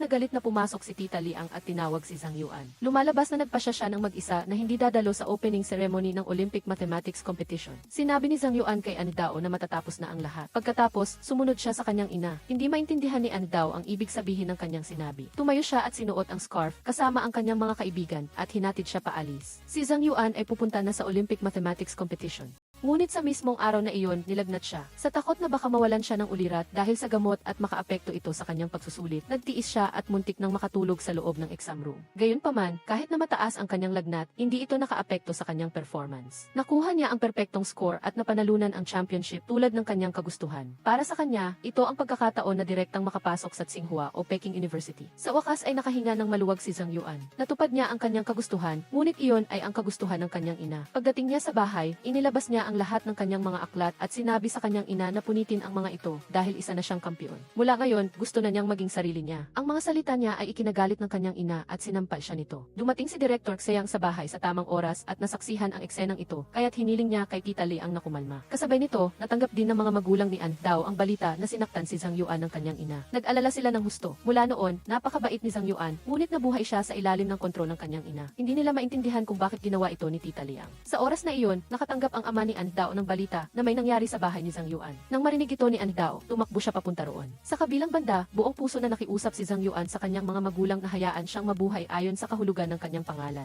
Dahil hindi niya magamit ang kanyang kamay at paa, naglaro si Tita Liang ng emosyon. Pinayuhan niya si Zhang Yuan na ipagpatuloy ang pag-aaral para sa pagsusulit dahil kung hindi ay hindi siya makakapasok sa Tsinghua o Peking. Kailangan mong maging world champion. Sinusinisi ni Tita Liang ang grupo ni An Dao na nagsasabing mula nang makilala niya sila, nagsimula siyang maging matigas ang ulo. Nang marinig ito ni Zhang Yuan, nawalan siya ng pag-asa. Mula pagkabata, palagi siyang nabubuhay sa ilalim ng kanilang kontrol at hindi man lang nila naisip ang kanyang nararamdaman. Alam din ni Zhang Yuan na ang kanyang ina ay palaging kinikimkim ang pagkawala ng kanyang kapatid na lalaki. Kaya isang beses, noong lasing siya, akala niya ay ang kanyang kapatid na lalaki si Zhang Yuan. Dati, gusto ng kanyang mga magulang na maging math genius ang kanyang kapatid na lalaki. Ngunit sa totoo lang ay hindi niya ito gusto, kaya tumakas siya sa araw ng pagsusulit at nawala. Pagkatapos, noong ipinanganak siya, pinilit siya ng kanyang ina na mamuhay sa pagkatao ng kanyang kapatid na lalaki. Gusto niyang maging ama. Hindi ako kinikilala ng aking ina bilang si Zhang Yuan. Ngunit sa halip, sinasabi ng aking ina na hindi ako karapat-dapat sa aking kapatid. Lalo pang nasaktan si Zhang Yuan nang marinig ang mga salitang ito. Nagsimula siyang maging emosyonal at nagbanta na kukunin ang kanyang sariling buhay gamit ang isang kutsilyo para lamang mabuhay sa pagkatao ni Zhang Yuan. Sa tamang oras, dumating si An Dao. Sumilik siya sa pinto at nakita si Zhang Yuan na balak saktan ang kanyang sarili gamit ang fruit knife. Mabilis siyang kumilos upang pigilan siya. Pagkatapos, pumasok si An Dao at inanyayahan si Zhang Yuan na pumunta sa kanilang bahay para kumain ng hotpot. Nang marinig niya ang kanyang boses, kumalma siya at itinapon ang kutsilyo. Pagkatapos, dinala siya ni An Dao at ng kanyang mga kaibigan pauwi. Sa kwarto ni An Dao, aksidenteng nakita niya ang diary nito. Lumalabas na sa lahat ng mga araw na umalis si Zhang Yuan sa Quanshan. Araw-araw siyang naaalala ni An Dao. Nagdala si An Dao ng mga bagay mula sa labas at nakita ang namumugto ng mga mata ni Zhang Yuan. Inabot niya sa kanya ang isang tissue at pinahid ang kanyang sugat. Alam niyang nabasa ni Zhang Yuan ang kanyang diary, ngunit hindi siya nagalit. Inaliw niya siya na sinasabing sa tuwing tinitingnan niya ang kanyang mga mata, ang nakikita niya ay si Zhang Yuan. Sa tuwing tinatawag niya ang kanyang pangalan, naiisip niya ang paglubog ng araw sa Quanshan. Ang lahat ng iyon ay ibinigay niya kay Zhang Yuan. Parang kalahating napagaling si Zhang Yuan nang marinig ang mga salitang ito. Nangako rin siyang hindi siya bibigin. Sa oras na ito, dumating din si Director Xiang sa bahay ni An Dao. Inimok siya ng mga magulang ni An Dao na kumain kasama sila.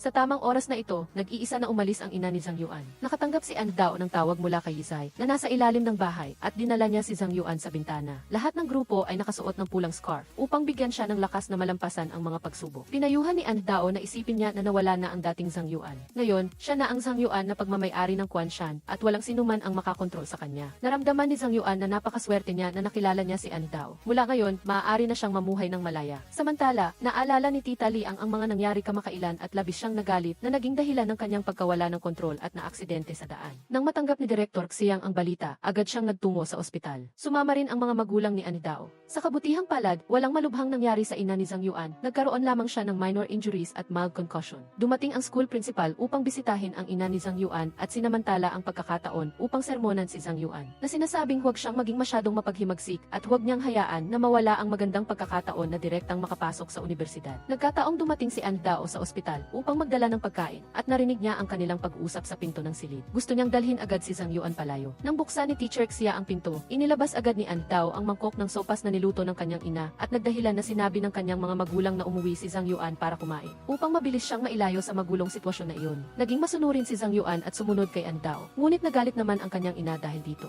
Si Zhang Yuan at An Dao ay nakaupo sa tabi ng dagat. Ipinatong niya ang kanyang ulo sa balikat ni An Dao at labis na nasiyahan sa sandaling iyon. Sa mga araw na ito, kumakain si Zhang Yuan sa bahay ni An Dao, kaya't ang school principal ay personal na pumunta sa bahay niya upang kumbinsihin siya. Pagkatapos nilang mahirap na ihatid ang mga opisyal, ang ama ni An Dao ay nakatingin kay Zhang Yuan na abala sa kusina na may malalim na pag-iisip. Napansin ni Zhang Yuan na may gusto siyang sabihin, kaya't sinabihan niya itong magsalita. Ang sinabi ng ama ni An Dao ay lubos na naiba sa sinabi ng mga opisyal. Sinabi niya kay Zhang Yuan na siya ang may talento, hindi ang talento ang nagmamay-ari sa kanya. Kaya't kailangan niyang malaman kung paano gamitin ang kanyang talento at huwag hayaang akain siya nito. Hindi inasahan ni An Dao na magsasabi ng ganoong mga salita ang kanyang ama. Ang kanyang mga mata ay nagpapakita ng paghanga sa kanyang ama. Si Zhang Yuan ay nagpahinga ng 2 linggo. Sa loob ng 2 linggo, ginawa niya ang mga bagay na gusto niya. Gayunpaman, ang mga estudyante sa paaralan ay nag-uusap-usap. Hindi nila alam kung ano ang magiging desisyon ni Zhang Yuan. Tatalikuran ba talaga niya ang pagkakataon na direktang makapasok? Nag-alala rin si Xiao Man para kay Zhang Yuan, kaya't siya mismo ang nagtanong kay An Dao kung kailan siya makakabalik sa paaralan. Tuwing may pagkakataon, tinatanong niya si An Dao tungkol sa sitwasyon ni Zhang Yuan, ngunit sumagot si An Dao na hindi niya alam ng eksakto at kahit na nag-aalala siya. Ang inaalala lang niya ay kung masaya si Zhang Yuan at kung nakakain na siya. At hindi niya nais na balikan ang mga hindi magagandang pangyayari. Nagluto si Zhang Yuan at dinala ito sa kanyang ina. Gusto niyang gamitin ang pagkakataong ito upang mag-usap sila. Ngunit kahit anong sabihin niya, hindi pa rin siya naiintindihan ng kanyang ina. Hindi niya rin maintindihan ang kanyang pinili at desisyon. Walang sinuman ang makakabago sa desisyon ni Zhang Yuan. Itinapon niya ang lahat ng may kaugnayan sa Olympic Mathematics. Nagpasya siyang gawin ang mga bagay na talagang gusto niya. Kinabukasan, masayang bumalik sa paaralan si Zhang Yuan. Masayang tinanggap siya ng kanyang mga kaklase. Sa klase ng matematika, lihim na nagbabasa ng English book si Zhang Yuan nang mahuli siya ng guro. Nagalit ang guro at nagpunta sa principal upang magsumbong. Nagkataon lang, narinig ng klase president na si Feng Xiao ang kanilang pag-uusap. Aksidente niyang ibinunyag ito kay An Dao. Gusto rin niyang malaman kung talagang balak ni Zhang Yuan na mag-aral sa ibang bansa. Nang makita ni An Dao ang itsura ni Zhang Yuan, galit na galit siya. Kung totoo ang sinasabi nila, sinasadya siyang itago ni Zhang Yuan. Pagkatapos ng klase, umalis si An Dao nang mag-isa sa galit ng hindi naghihintay kay Zhang Yuan. Nang makita ni Izzy na galit si An Dao, hinabol niya siya at nagtanong, at doon niya nalaman ang dahilan.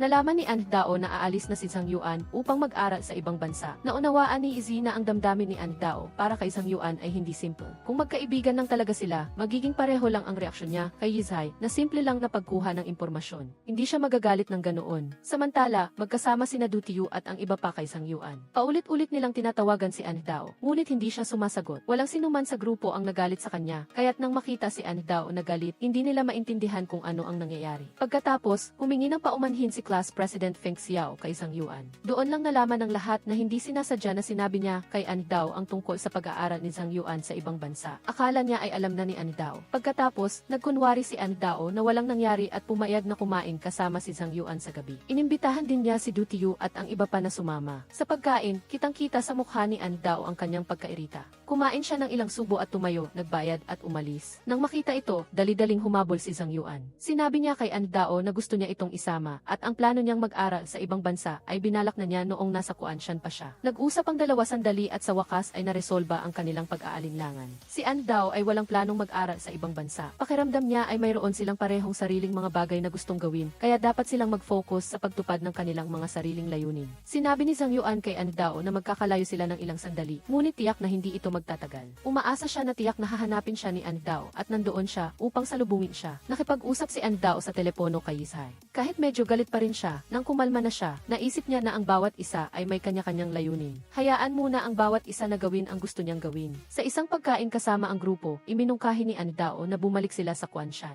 Dahil nagbabakasyon sila at marami silang oras, umayag ang lahat. Lahat sila ay labis na nasasabik na bumalik sa Kuanshan. Bumalik sila sa Kuanshan Elementary School at muling ginawa ang mga eksena noong bata pa sila. Ang grupo ay lumaki ng magkasama. Ang mga pangyayari noong bata pa sila ay parang sariwa pa rin sa kanilang mga mata. Kinabukasan, tinawag ni Zhang Yuan si An Dao palabas ng bahay. Binigyan niya siya ng isang peres ng pulang lang high heels at isang lipstick. Pinagalitan ni An Dao si Zhang Yuan dahil sa pag-aaksaya ng pera. Ngunit ipinaliwanag ni Zhang Yuan na iyon ay ang kanyang premyo mula sa Olympic competition at karapatan niyang gastusin ito kung paano niya gusto. Ang dahilan kung bakit binigyan ni Zhang Yuan si An Dao ng mga regalong ito ay dahil gusto niyang makita ang kanyang itsura kapag siya ay lumaki na dahil baka hindi niya maabutan ang sandaling iyon. Agad na isinuot ni An Dao ang high heels para makita ni Zhang Yuan at hiniling pa niya na tulungan siyang mag-apply ng lipstick. Sa araw na umalis si Zhang Yuan upang mag-aral sa ibang bansa, hinatid siya ni An Dao sa paliparan. Pag-uwi niya, nakita niya si Tio Wang. Noong bata pa siya, malapit siya sa kanya. Pagkatapos, umalis si Tio Wang upang magtrabaho sa ibang lugar at ngayon ay nakapagtayo na siya ng sariling negosyo, kaya't bumalik siya upang bisitahin ang kanyang pamilya. Siya at si Shen Qian ay naghanda ng masaganang hapunan sa bahay. Pag-alis ni Tio Wang, lasing na siya. Ginaya ni An Dao at Tio Wang ang hand gesture na lagi nilang ginagawa tuwing maghihiwalay sila noong bata pa sila. Pinayuhan ni Tio Wang si An Dao na mag-aral ng mabuti sa kolehiyo at tiyakin na magsasabi siya kung mayroon siyang kailangan. Mula nang pumunta si Zhang Yuan sa Hong Kong, bumalik sa normal ang buhay ni An Dao at ng kanyang mga kaibigan. Lahat sila ay nag-aaral ng husto para sa college entrance exam. Ang ibang mga kaklase ay paminsan-minsan ay nakikipag-ugnayan din kay Zhang Yuan, ngunit bihirang makatanggap ng tugon. Sa kabilang banda, palagi siyang nakikipag-ugnayan kay An Dao. Napansin pa nga ni An Dao na mas madalas magsalita si Zhang Yuan kaysa dati. Hindi siya tumigil sa pagbabahagi sa kanya ng mga bagay na nakita at narinig niya sa bagong kapaligiran. Hindi kailanman naisip ni An Dao na mawawalan siya ng ugnayan kay Zhang Yuan. Ang college entrance exam na pinakahihintay ng marami ay sa wakas ay dumating na. Ang mga mag-aaral, pagkatapos ng mahabang panahon ng pag-aaral, ay pumasok sa exam room, inilagay ang lahat ng kanilang kaalaman sa bawat pahina at isinumite ang kanilang mga sagot sa loob ng itinakdang oras. Upang ipagdiwang ang pagtatapos ng exam, nag-ayos ang mga magulang ng masaganang hapunan para sa mga bata sa isang restoran. Lahat ay lubusang nagpahinga, masayang nag-uusap at nagtatawanan, na puno ng pag-asa para sa hinaharap. Isinalaysay ni An Dao ang mga pangyayaring ito sa isang mensahe na ipinadala niya kay Zhang Yuan. Ngat sumagot siya at binati siya ng swerte at nasanay makapasa siya sa universidad na gusto niya. Masayang tumawag si An Dao, ngunit ang tanging narinig niya ay ang pamilyar na anunsyo na ang tawag na ginawa niya ay kasalukuyang naka-off. Pagkatapos ng mahabang paghihintay, sa wakas ay inilabas na ang mga resulta ng pagsusulit. Lahat sila ay nakapasa sa kanilang pangarap na universidad. Si An Dao ay natanggap din sa Northern Normal University. Inanyayahan ni Tian Xing si An Dao na bumalik sa paaralan upang magligpit ng mga gamit. Pumasok silang dalawa sa silid-aralan at nakita na mayroon pang ilang mga materyales sa desk ni Zhang Yuan. Inayos ni An Dao ang mga ito para sa kanya. Nagtapat si Tian Xing ng kanyang damdamin kay An Dao. Gusto niya na maging higit pa ang kanilang relasyon. Ngunit magalang siyang tumanggi. Sinabi ni Tian Xing na inaasahan na niya ito dahil napakagaling ni Zhang Yuan at hindi siya makakalimutan ni An Dao. Dumating si Uncle Kay sa bahay ni An Dao at kasama ang kanyang ama ay tumingin sa stock market sa computer. Sinabi ni Uncle Kay na hindi niya alam kung anong problema ang kinakaharap ni Director Layang. Ang presyo ng stock ay bumababa ng husto, ngunit pinipilit pa rin niyang ibenta. Hindi naintindihan ng ama ni An Dao, kaya't ipinaliwanag ni Uncle Kay na sa kasalukuyang sitwasyon ng merkado, maaari silang mawalan ng halaga ng isang Audi na kotse sa isang araw. Parehong nag-analisa ang dalawa na tiyak na may nangyari sa pamilya ni Zhang Yuan. Kung hindi sana nagmadali si Tita Layang nang ganoon. Nang makita si An Dao na bumalik, agad nilang pinalitan ang paksa. Dahil wala siyang natanggap na balita mula kay Zhang Yuan, lubhang nag-alala si An Dao. Kinuha niya ang date cake at pumunta sa bahay niya upang kumato. Sinabi ng matandang kapitbahay sa kanya na umalis na ang pamilya ni Zhang Yuan. Labis na nagulat si An Dao nang marinig ito at nagtaka kung paano na lang kung bumalik si Zhang Yuan. Sinabi ng matandang babae na hindi pa naibebenta ang bahay at tiyak na babalik si Zhang Yuan. Mula noon, tuwing may libreng oras si An Dao, laging nagpapalipat-lipat siya sa harap ng bahay niya. Naniniwala siya na tiyak na babalik si Zhang Yuan. At sa katunayan, nang gabing iyon, talagang nakita ni An Dao si Zhang Yuan, ang taong hinahanap niya araw at gabi. Si Zhang Yuan ay nakasuot ng itim na damit at itim na baseball cap. Nakita ni An Dao ang kanyang itsura. Mukhang may ginagawang kalokohan si Zhang Yuan, ngunit ang tuwa sa kanilang muling pagkikita ay nagpaalis sa kanyang pagdududa sa suot nito. Tinanong ni Halak si Zhang Yuan kung bakit siya naroon. Sinabi ni Zhang Yuan na hindi na siya mag-aaral sa ibang bansa at alam niyang nakapasa si Halak sa Northern Normal University kaya't nagpasya siyang kukuha rin ng exam sa isang kalapit na universidad para magkasama sila araw-araw. Nang marinig ang plano nito, hindi nag-alinlangan si Halak sa kakayahan ni Zhang Yuan sa pag-aaral. Hindi mahalaga kung anong universidad ang pipiliin nito. Sa sandaling iyon, masayang hinalikan ni Halak si Zhang Yuan. Nagulat si Zhang Yuan sandali ngunit masigasig din siyang tumugon. Pagkatapos, inalis niya ang amber necklace sa lig nito. Sinabi ni Zhang Yuan kay Halak na gustong-gusto niya ang apple pie na gawa ng nanay nito. Masayang inakay ni Halak si Zhang Yuan sa kanilang bahay. Pagdating sa ibaba, sinabi ni Zhang Yuan na nakalimutan niya ang kanyang maleta at pinapasok muna si Halak at susunod na lang siya. Hindi nag-alinlangan si Halak at mabilis na tumakbo sa itaas para initin ang apple pie. Pero matagal siyang naghintay at hindi pa rin dumarating si Zhang Yuan. Nag-alala na si Halak, tinawagan niya ito pero nakita niyang patay ang cellphone. room. Dali-daling bumaba si Halak para hanapin siya, ngunit wala siyang nakitang sinuman sa ibaba. Nagmadali siyang pumunta sa gate at sinabi sa kanya ng gwardiya na may isang lalaking nakaitim na may dalang maleta na sumakay ng taxi at umalis na. Nang marinig iyon, gumagulhol si Halak. Nang marinig ng kanyang mga magulang ang balita, agad silang lumabas para aliwin siya at dalhin siya pabalik sa bahay. 2008, isang pandaigdigang krisis sa ekonomiya ang kumalat sa buong mundo. Naganap ang mga pangyayari at nagtipon ang ilang magulang sa bahay ni Halak at nag-uusap-usap tungkol dito. Kamakailan lang ay nakapasa sa universidad ang kanilang mga anak, ngunit hindi nila inaasahan na haharapin nila ang ganitong sitwasyong pang-ekonomiya. Samantala, nasa kusina ang mga ina at nagluluto ng masasarap na pagkain para sa lahat. Lahat ng kanilang mga anak ay napakagaling at may ambisyon. Si Halak ay may pinakamataas na marka at nakapasok sa Northern Aviation University ayon sa gusto niya. Ang website ni Leon Wei ay hindi lang naging matagumpay, kundi nakapasa rin siya sa isang universidad sa Shanghai. Nakapasok si Zhang Kangjai sa medikal na paaralan at si Izhai lang ang nag-alala para sa kanyang ama, kaya pinili niyang kumuha ng exam sa isang lokal na universidad. Ngayon, nagtipon sila para kumain at magdiwang. Para sa mga anak na malapit nang pumasok sa universidad, upang magpaalam, nakita nilang malungkot si Halak at lahat ay maingat na inaliw siya. Isa-isang nagsalita ang mga magulang at ang bawat salita ay puno ng taos-pusong pagpapayo at taimtim na pagbati para sa kanilang mga anak. Nang gabi, nagtago sina Izzy at Halak sa kwarto at nag-usap ng pabulong.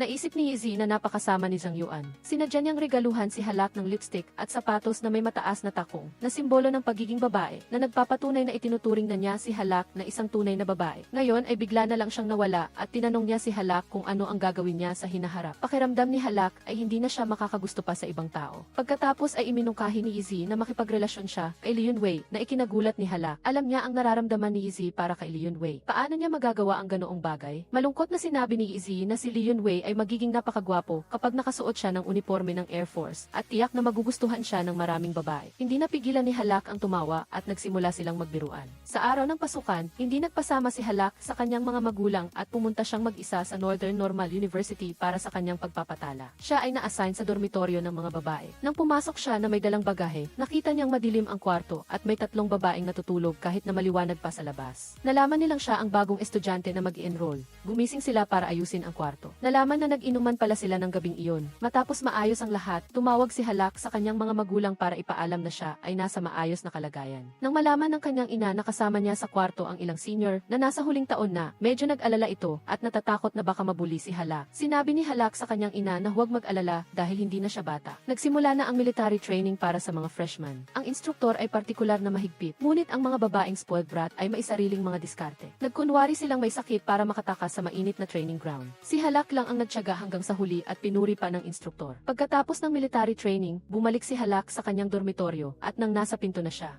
narinig niyang nag-uusap sa loob ang mga babae na ayaw nila ng ganoong klaseng kasama sa kwarto. Akala ni Halak na siya ang pinag-uusapan nila, kaya bumalik siya sa ibaba at naghintay hanggang sa patay na ang mga ilaw sa kwarto bago siya bumalik. Ngunit gising pa rin ang mga babae at sa halip ay iminungkahi nilang magkwentuhan ng mga multo. Ang kwento ay tungkol sa isang haunted room sa dulo ng silangang pasilyo ng dormitoryo na katabi ng kanilang kwarto. Ngunit nang marinig ni Halak, hindi lang siya natakot, kundi nagkwento pa siya ng isa pang kwento ng multo. Hindi niya inasahan na ang 3 babae ay matatakot. Sa hating gabi, ginising ng isa sa kanila si Halak at hiniling na samahan siya sa banyo. Pagkatapos nilang bumalik, sinabi ng babae na nakakatakot ang kwento ni Halak at inanyayahan siyang matulog sa tabi niya. Ang 2 pang babae ay nagising din, tinukso sila ng lahat at sinabing, magkasama kayong natutulog sa isang kama. Pagkatapos ay diretsong sinabi ni Halak ang issue at tinanong kung ayaw ba siyang kasama ng mga ito. Narinig niya ang lahat ng sinabi ng mga ito sa labas ng pinto, kaya naghintay siya hanggang sa matulog ang lahat bago siya bumalik. Pagkatapos, nagkwento pa sila ng mga multo. Maliwanag na gusto siyang takutin. Nang marinig iyon, naunawaan ng mga babae na nagkamali sila. Ang ibig sabihin pala nila ay nakilala ni Halak ang 3 lasing na multo sa kwarto sa kanyang unang araw, kaya tiyak na hindi maganda ang kanyang unang impresyon at hindi niya magugustuhan ang mga kasama niya sa kwarto na tulad nila.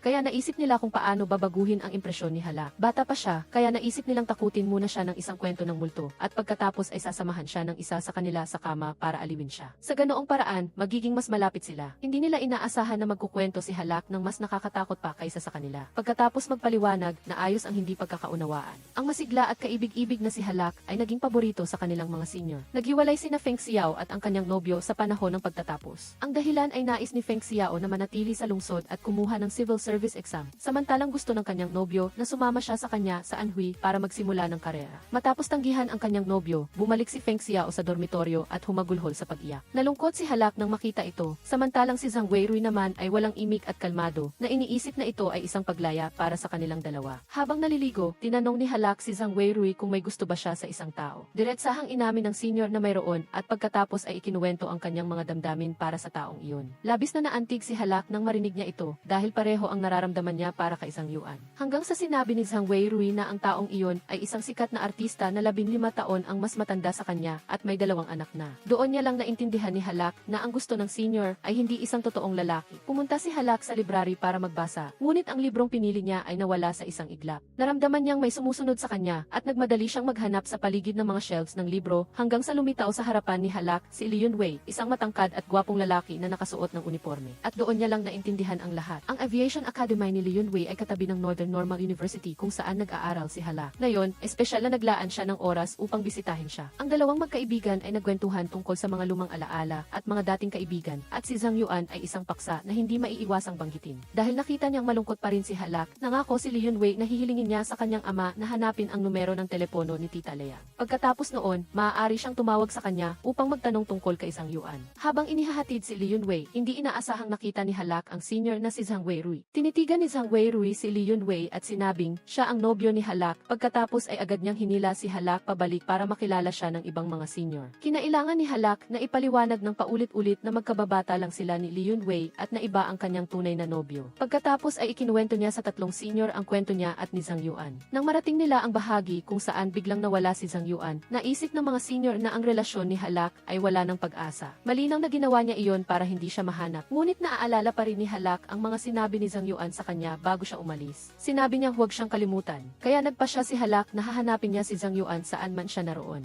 At sinimulan niyang mag-ipon ng pera para sa layuning iyon. Nagtapos na ang mga senior at nagkaroon sila ng paalamang party. Biglang nakatanggap si Halak ng text message mula kay Li Yunwei na nagpadala sa kanya ng numero ng telepono ng nanay ni Zhang Yuan. Agad siyang naghanap ng tahimik na lugar para tumawag, ngunit malamig at malayo pa rin ang boses ng nanay nito. Hindi siya pumayag na ibigay ang numero ni Zhang Yuan at sinabi na kung makikipag-ugnayan siya kay Zhang Yuan, hindi na magkakaharap ang mag-ina. Bukod pa rito, hindi rin sinasagot ni Zhang Yuan ang mga tawag niya. Pinayuhan niya si Halak na i-enjoy ang kanyang buhay sa kolehiyo at huwag nang subukang makipag-ugnayan kay Zhang Yuan. Lasing na sina Zhang Weirui at Feng Xiao, kaya nag-usap si Halak at ang senior na si Zhang Weirui. Hindi niya alam kung kaya pa niyang magtiyaga. Ibinigay ni Feng Xiao kay Chang Feng, isang elementary student na kanyang tinuturuan, ang numero ng telepono ni Halak at sinabing simula ngayon ay magiging guro na niya si Halak. Nagulat si Halak sa ginawa ng senior. Pagkatapos ay ikinuwento ni Feng Xiao ang isang kwento tungkol sa isang kuneho upang hikayatin siyang magtiyaga sa kanyang pangarap. Ang pagpapasubstitute niya ay para suportahan din siya na kumita ng pera para hanapin si Zhang Yuan. Habang tinuturuan si Chang Feng, napansin ni Halak na ang sitwasyon ng bata ay kapareho ng kay Zhang Yuan. Ang kanyang mga magulang ay laging nag-aalala sa nakababatang kapatid ni Chang Feng at ginagawa ang lahat para sa kanyang pagsali sa violin competition. Dahil dito, palaging pakiramdam ni Chang Feng ay napapabayaan siya. Matyagang pinayuhan ni Halak ang bata at ginamit pa niyang halimbawa si Zhang Yuan. Unti-unting naalis ang bigat sa puso ni Chang Feng at naging kalmado na siya at nakatuon sa pag-aaral. Tinawagan ni Izhai si Li Yunwei at pinapanood siya ng isang larawan. Ito ay larawan ni Zhang Yuan na kuha sa Hong Kong. Ngunit pinaalalahanan ni Izhai si Li Yunwei na huwag itong sabihin kay Halak. Kung hindi, dahil sa ugali nito, bibili siya agad ng tiket sa eroplano para pumunta doon. Binisita ni Izhai si Halak. Masaya silang niyakap ang isa't isa at nagtinginan ng matagal dahil napansin nilang pareho silang gumanda. Tinanong ni Halak si Izhai kung bakit siya bumisita.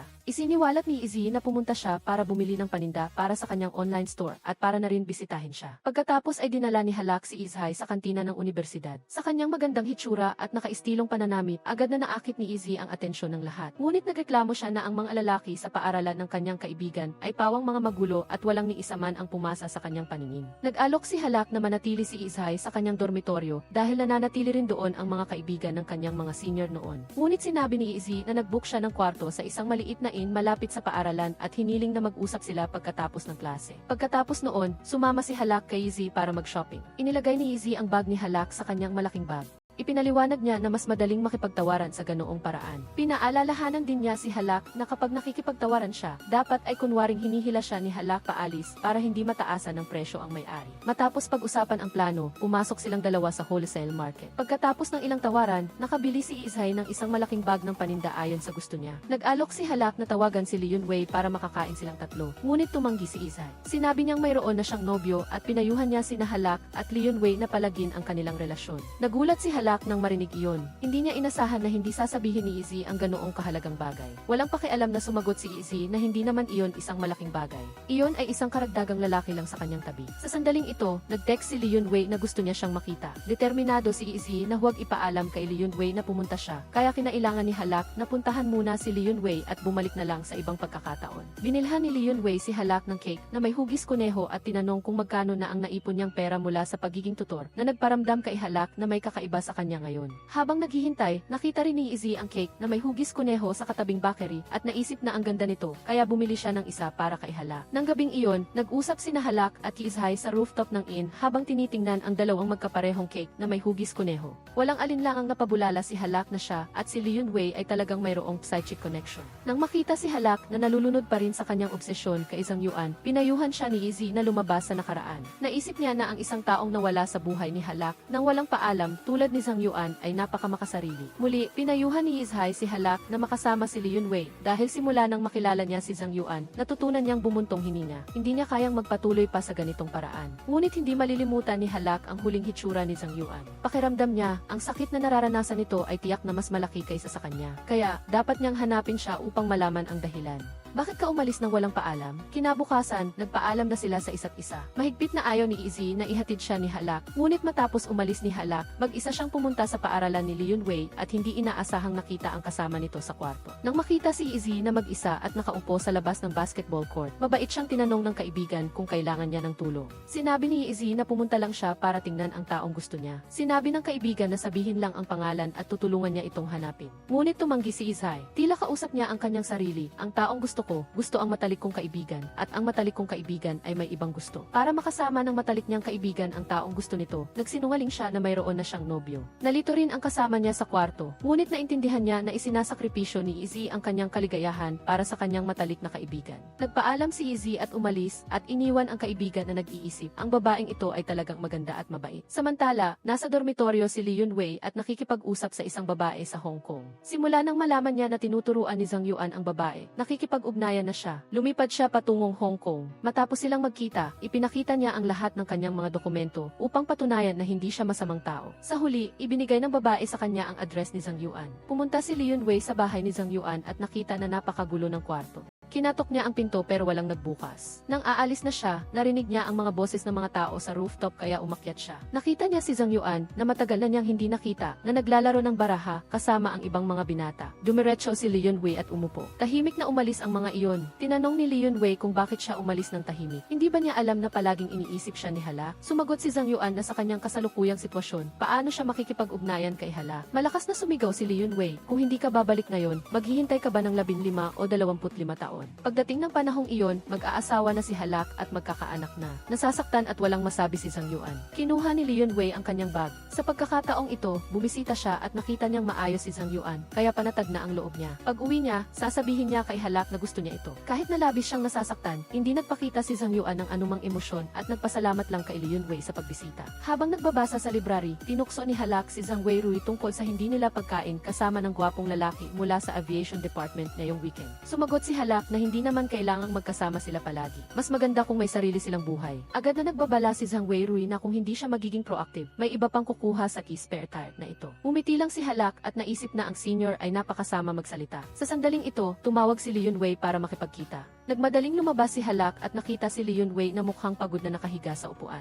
Tinanong niya kung gabi na itong gising. Sinabihan naman siya ni Lee Yun-wei na bumili siya ng isang bote ng tubig para sa kanya at iginiit na gamitin niya ang kanyang wallet. Kinuha ni Halak ang kanyang wallet at pumunta sa tindahan. Umupo si Lee Yun-wei at isiniwalat na nakita na niya si Zhang Yuan. Nang marinig iyon, agad na tumakbo si Halak mula sa tindahan. Habang naglalakad, binasa ni Lee Yun-wei kay Halak ang address ni Zhang Yuan sa Hong Kong at sinabing pupunta siya sa Canada para sa academic exchange at wala na siyang oras na makasama pang kumain. Nagmamadaling hinabol ni Halak si Leon Wei para isauli ang wallet. Ngunit sinabi ni Leon Wei na ang pera sa loob ay ang kanyang donasyon para sa airfare niya. Mariing tumanggi si Halak, ayaw niyang may utang na loob sa kahit sino. Huminto si Leon Wei at naramdaman na ang pinakamasamang bagay na nagawa niya sa kanyang buhay ay ang hindi agad sabihin kay Halak ang balita tungkol kay Zhang Yuan nang malaman niya. Labis na naantig si Halak nang marinig niya ito. Taimtim siyang nagpasalamat kay Leon Wei at nangako na kapag pumunta siya sa Hong Kong, bibilhan niya siya ng sunglasses na gusto niya. Matapos umalis ni Leon Wei, pumunta si Zhang Yuan sa ospital para alagaan ang kanyang pinsan na paralisado. Naalala niya ang mga sinabi ni Leon Wei at hindi niya napigilan ang kanyang mga luha. Dinalhan siya ng kanyang hipag ng pagkain at nang makita ni Zhang Yuan ang kanyang hipag na buong pusong nag-aalaga sa kanyang kapatid sa loob ng maraming taon, labis niyang hinangaan ang pagtitiyagan nito. Samantala, si Halak naman, nagmadaling mag-asikaso si Halak at naghanda ng kanyang bagahe. Naisip ni Zhang Weirui na naghahanap siya ng gulo. Anong klaseng babae ang maghahanap ng lalaki? Ngunit ipinaliwanag ni Halak na alam na niya ang address nito sa Hong Kong at kung hindi siya pupunta ngayon at lumipat si Zhang Yuan sa ibang lugar, mas mahihirapan siyang hanapin siya. Hinila ni Halak ang kanyang bagahe paalis ng paaralan. Pinayuhan siya ng mga senior na mag-ingat. Nag-alala sila na hindi ligtas para sa isang dalagitang tulad niya sa Hong Kong. Sinabi nila na kung may mangyari, dapat siyang tumawag kaagad. Batay sa ibinigay na address ni Leon Wei, matagal bago nahanap ni Halak ang apartment complex na inuupahan ni Zhang Yuan. Ngunit dahil hindi siya marunong mag-Cantonese, tumanggi ang gwardiya na papasukin siya.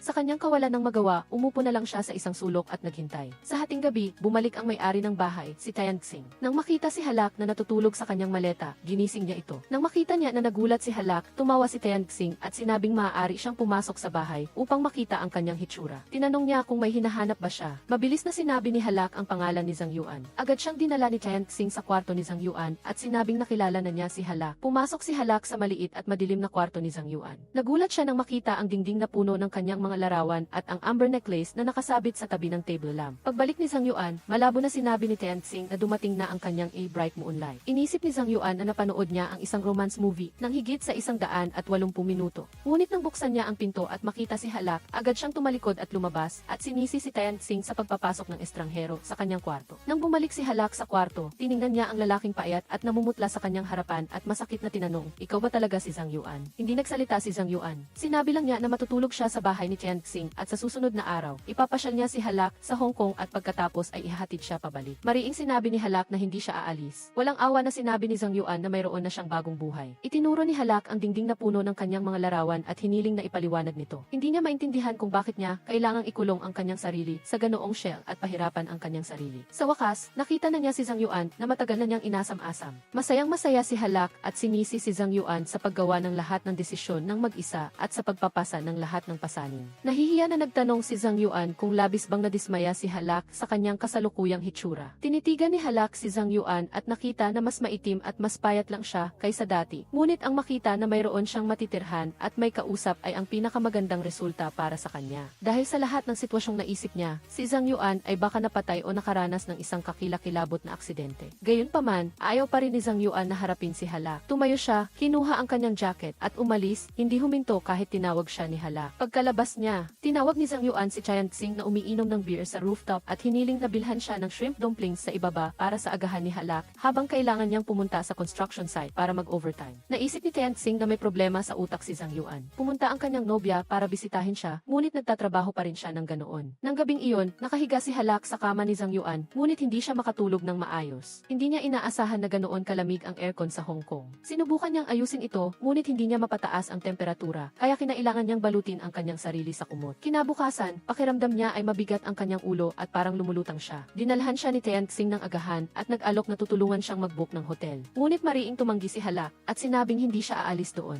Kahit wala si Zhang Yuan sa bahay, kailangan pa rin niyang bumalik para kunin ang kanyang mga papeles at bagahe. Kinampante siya ni Tian Xing na nasa construction site lang si Zhang Yuan at hindi siya aalis dahil kung gusto niyang umalis, matagal na niya itong ginawa. Biglang sinabi ni Tian Xing kay Halak na kung gusto niya, maaari siyang dalhin kay Zhang Yuan. Nang marinig iyon, nagmamadaling kumain si Halak ng almusal at sumakay sa kotse ni Tian Xing para hanapin siya. Habang nasa daan, sinabi ni Tian Xing na nag-aaral si Zhang Yuan sa University of Hong Kong at nagtatrabaho rin sa construction site. Ang mga estudyanteng tulad niya ay malugod na tinatanggap sa construction site at kumikita sila ng 50,000 hanggang 60,000 bawat buwan. Labis na nagulat si Halak nang malaman niyang kumikita si Zhang Yuan ng ganoong kalaking pera. Sinabi pa ni Tian Xing na hindi pa iyon ang lahat. Nagtuturo pa si Zhang Yuan, ngunit ang trabahong ito ay medyo abala dahil kailangan niyang bumalik sa Shenzhen araw-araw. Dahil napakatalino ni Zhang Yuan at nakatulong sa kanya na kumita ng maraming pera, pinaupahan Inoperahan siya ni Tianxing ng pinakamalaking kwarto sa pinakamurang halaga. Nagulat si Halak nang marinig niya ito. Bakit kailangan ni Zhang Yuan na magtrabaho ng husto para kumita ng pera? Ngunit nag-alinlangan si Tianxing at sinabi lang na tanungin na lang niya si Zhang Yuan kapag nagkita sila. Pagdating niya sa construction site, nakita niya si Zhang Yuan na kumakain kasama ng ibang mga manggagawa at malakas niyang tinawag ang pangalan nito. Nang makita ni Zhang Yuan na naparito si Halak, abala si Zhang Yuan sa pagtakas ng habulin siya ni Halak hanggang sa maubusan ng hininga at biglang bumagsak sa lupa. Dito lang lumingon si Zhang Yuan at binuhat siya. Dinala niya si Halak sa klinika para sa isang pagsusuri. Sinabi ng doktor na hindi pa nakaka-adjust si Halak sa klima sa Hong Kong at nagkaroon ng heatstroke dahil sa biglaang pagbabago sa temperatura. Habang nakahiga sa kama, nanaginip si Halak tungkol sa kanyang sarili at kay Zhang Yuan noong bata pa sila. Nang imulat niya ang kanyang mga mata, napansin niya na malaki na pala si Zhang Yuan sa harap niya. Mahinang sinabi ni Zhang Yuan na pareho na silang mature. Pagdating sa kanilang tirahan, awkward na sinabi ni Zhang Yuan kay Halak na sir ang air conditioner. Sinabi ni Halak na gusto niyang maligo. Nagmamadaling tumakbo si Zhang Yuan sa pampublikong banyo para linisin ito. Sir ang pinto ng banyo, kaya naupo siya sa labas at binantayan ito para sa kanya. Binuksan ni Halak ang gripo at bumuhos ang luha ng kalungkutan. Hindi niya alam kung umiiyak siya para sa kanyang sarili o para kay Zhang Yuan. Nang makabalik si Zhang Yuan pagkatapos maligo, tiningnan siya ni Halak. Ganoon pa rin ang hitsura niya tulad noong malinis at maliwanag na high school student. Sinabi lang ni Zhang Yuan na naglakad lang siya ng kaunti at nasunburn. Tiningnan siya ni Halak ng diretso at seryosong hiniling na ikwento niya sa kanya ang lahat ng nangyari sa loob ng 2 taon. Gusto ni Halak malaman ang pinagdaanan ni Zhang Yuan sa nakalipas na mga taon, ngunit hindi niya alam kung saan magsisimula. Binasag ni Halak ang katahimikan at sinabi kay Zhang Yuan na lumapit at humiga sa kama. Nag-atubili si Zhang Yuan ngunit sumunod pa rin at lumapit, mahiyang humiga sa gilid ng kama. Sinabi ni Halak na kagabi, hindi siya makatulog dahil wala siya roon. Ngayon, gusto niyang bumawi sa tulog at sinabihan siya na huwag umalis. Nang magising si Halak at imulat ang kanyang mga mata, nakita niya ang gwapong mukha ni Zhang Yuan sa harap niya. Hinawakan niya ang kamay nito, hinaplos ang mga kalyo, at tinanong kung masakit ba noong una. Tumulo ang luha ni Zhang Yuan. Sinabi niya kay Halak na huwag siyang gambalain at hayaan siyang mangarap pa ng kaunti. Sinabi ni Halak sa kanya na hindi ito panaginip. Dahan-dahang iminulat ni Zhang Yuan ang kanyang mga mata at nakita si Halak. Agad siyang bumangon at umupo, tiningnan ang lalaking pinakaaasam niya araw at gabi na nasa tabi niya. Hinawakan ni Halak ang kamay niya at inilagay sa kanyang puso. 2 taon na ang nakakaraan, sinabi mong huwag kitang kalimutan. Kaya ngayon, wala ka ng dahilan para tanggihan ako. Ikaw mismo ang nag-uwi sa akin. Gustong halikan ni Zhang Yuan si Halak, ngunit pinigilan pa rin niya ang kanyang damdamin. Sinabi niyang umalis na si Halak dahil hindi ito bahay kundi isang inuupahang lugar lang. Hindi iyon ang iniisip ni Halak, kung saan siya panatag, doon ang bahay niya. Gayunpaman, pagkatapos ng maikling pag-aalinlangan, biglang tumayo si Zhang Yuan at umalis. Nasaktan si Halak at umiyak ng kaunti bago nagdesisyong hanapin si Zhang Yuan. Hindi siya lumayo, nakaupo lang siya sa hagdan, hawak ang kanyang ulo sa sobrang sakit. Lumapit si Halak sa kanya para aliwin siya. Hindi mo kailangang maramdaman na kaawa-awa ka. Ang taong gusto ko ay hindi si Zhang Yuan na laging nasa ilalim ng isang sikat na aura. Gusto kita, normal ka man o mahusay. Hindi mo kailangang magpanggap na may mabigat na pasanin sa harap ko. Gayunpaman, hindi pa rin maalis ni Zhang Yuan ang bigat sa kanyang puso. Pagkatapos mag-isip ng kaunti, sinabi niya kay Halak na bigyan siya ng kaunting oras at hahanapin niya ito. Nang marinig ito, nagalit si Halak. Isa rin siyang babaeng nasa kasagsagan ng kanyang kabataan. Ayaw niyang magkaroon ng boyfriend na malabo at hindi sigurado. Hindi sumasagot sa tawag at hindi nagre-reply sa text. Tinanong niya si Zhang Yuan kung hanggang kailan siya maghihintay, hanggang sa magpakasal siya sa iba. Dapat pa ba kitang laging isipin? Nang makita ni Halak na walang reaksyon si Zhang Yuan, nagalit siya at nagdesisyon na hindi na niya ito gusto. Babalik na siya sa Hengyang. Pagkasabi nito, bumalik si Halak sa kwarto at nagmadaling mag-impek. Habang hinihila ang maleta at dumadaan sa tabi ni Zhang Yuan, nag-atubili siya, ngunit wala siyang lakas ng loob na pigilan siya. Pumara si Halak ng taxi sa tabi ng kalsada at sumakay. Pagkasakay niya, tuluyan na siyang umalis. Sa sandaling iyon, nagpanik si Zhang Yuan. Nagmadali siyang humabol, paulit-ulit na sumisigaw na huwag umalis si Halak. Habang nakatingin sa taxi na papalayo, desperadong lumingon si Zhang Yuan at nalulungkot na yumuko sa railings. Biglang narinig niya ang boses ni Halak mula sa likuran. Agad na lumingon si Zhang Yuan.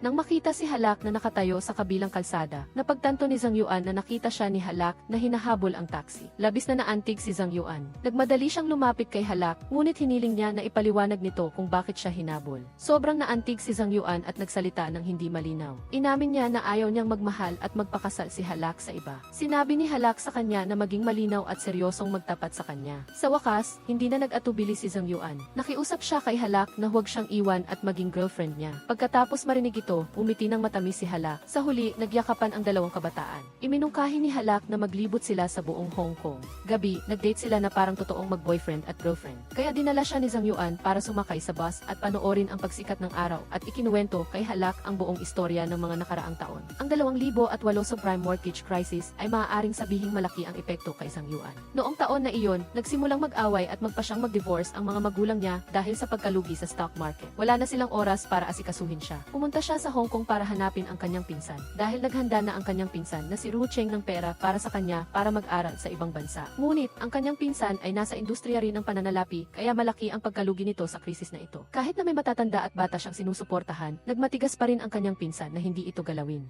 Pagdating sa pondo ni Zhang Yuan para sa pag-aaral sa ibang bansa, noong kumakain sila ng magkasama, punong-puno pa rin siya ng kumpiyansa at pinaalalahanan niya si Zhang Yuan na magsumikap lang hanggang sa makapagtapos siya sa kolehiyo at babalik sa normal ang lahat. Isang subordinate ng kanyang pinsan ang dumating at, sa galit, nag-ingay at nagtanong kung bakit siya siniba. Agad na hinila ng kanyang pinsan ang lalaki sa isang tabi para magpaliwanag, ngunit itinulak siya nito mula sa hagdan. Dahil walang health insurance, kailangang gumastos ng malaki ang kanyang pinsan sa ospital para lang mabuhay. Kaya naman, hindi na natuloy ang pag-aaral ni Zhang Yuan sa ibang bansa. Kailangan niyang magtrabaho sa iba't ibang lugar para makalikom ng pera para sa bayarin sa ospital ng kanyang pinsan. Ang unang ginawa ng kanyang pinsan pagkatapos niyang magkamalay ay hanapin ang isang matalik na kaibigan na pinakiusapan niya noon na humingi ng tulong sa Hong Kong University. Sa huli, nang makita nila na napakahusay ng academic record ni Zhang Yuan, pumayag ang universidad na i-defer ang kanyang pagpasok ng isang taon. Nang marinig ni Halak ang mga pinagdaanan ni Zhang Yuan sa nakalipas na 2 taon, labis siyang nalungkot. Dapat ay mas maaga niyang sinabi sa kanya ang lahat para sama-sama nilang harapin ang lahat at hindi niya ito hahayaang mag-isa. Biglang nakatanggap ng tawag si Zhang Yuan mula sa kanyang bayaw na nagsasabing nawawala ang kanyang pinsan. Nagmamadaling tumakbo si Zhang Yuan at Halak para hanapin siya at natuklasan nilang nag-iisa pala siyang bumalik sa bahay. Wala na ang malaking bahay nila at ang buong pamilya matatanda at bata ay nagsisiksikan na ngayon sa isang maliit na apartment. Doon sa masikip na bahay, labis na nahihiya ang kanyang pinsan dahil naging pabigat siya sa pamilya. Niyakap siya ng kanyang bayaw at umiyak ng husto. Para sa kanyang bayaw, hindi siya naging pabigat. Sa halip, ang paggaling niya araw-araw ay ang pinakamalaking pag-asa ng buong pamilya. Formal na bumisita si Halak sa pinsan niya sa ospital. Sinabi nito sa kanya na kahit na ito ang unang pagkikita nila, matagal na siyang kilala nito dahil araw-araw siyang binabanggit ni Zhang Yuan. Isang dating kasamahan na nagtrabaho sa ilalim ng kanyang pinsan ang bumisita. Nagpapasalamat siya sa tulong na ibinigay ng kanyang pinsan noon. Ngunit pagtalikod niya, tinawagan niya ang ibang tao at nagbigay ng mga sarkastiko at masasamang komento. Hindi sinasadyang narinig ni Zhang Yuan ang nilalaman ng tawag. Hindi mapigilan ni Zhang Yuan ang kanyang galit at tumakbo siya upang saktan ang lalaki. Agad siyang pinigilan ni Halak at ng kanyang bayaw. Lumapit ang kanyang bayaw sa lalaki, sinampal ito ng malakas at galit na pinapaalis ang taong walang utang na loob. Nang masaksihan ang eksenang iyon, naisip ni Halak na sobrang cool ng kanyang bayaw, parang isang babaeng mandirigma. Pagkatapos, dinala ng kanyang bayaw sina Halak at Zhang Yuan sa isang marangyang hotel para mag-welcome dinner. Inisip ni Zhang Yuan na hindi na kailangan pang gumastos ng ganun, ngunit naintindihan ni Halak ang intensyon ng kanyang bayaw. Ginagamit niya ito para pagaanin ang loob nila upang hindi nila makalimutan ang magandang nakaraan. Sinabi pa ng kanyang bayaw na may prepaid card pa ang kanyang pinsan doon. Noong magbabayad na sila,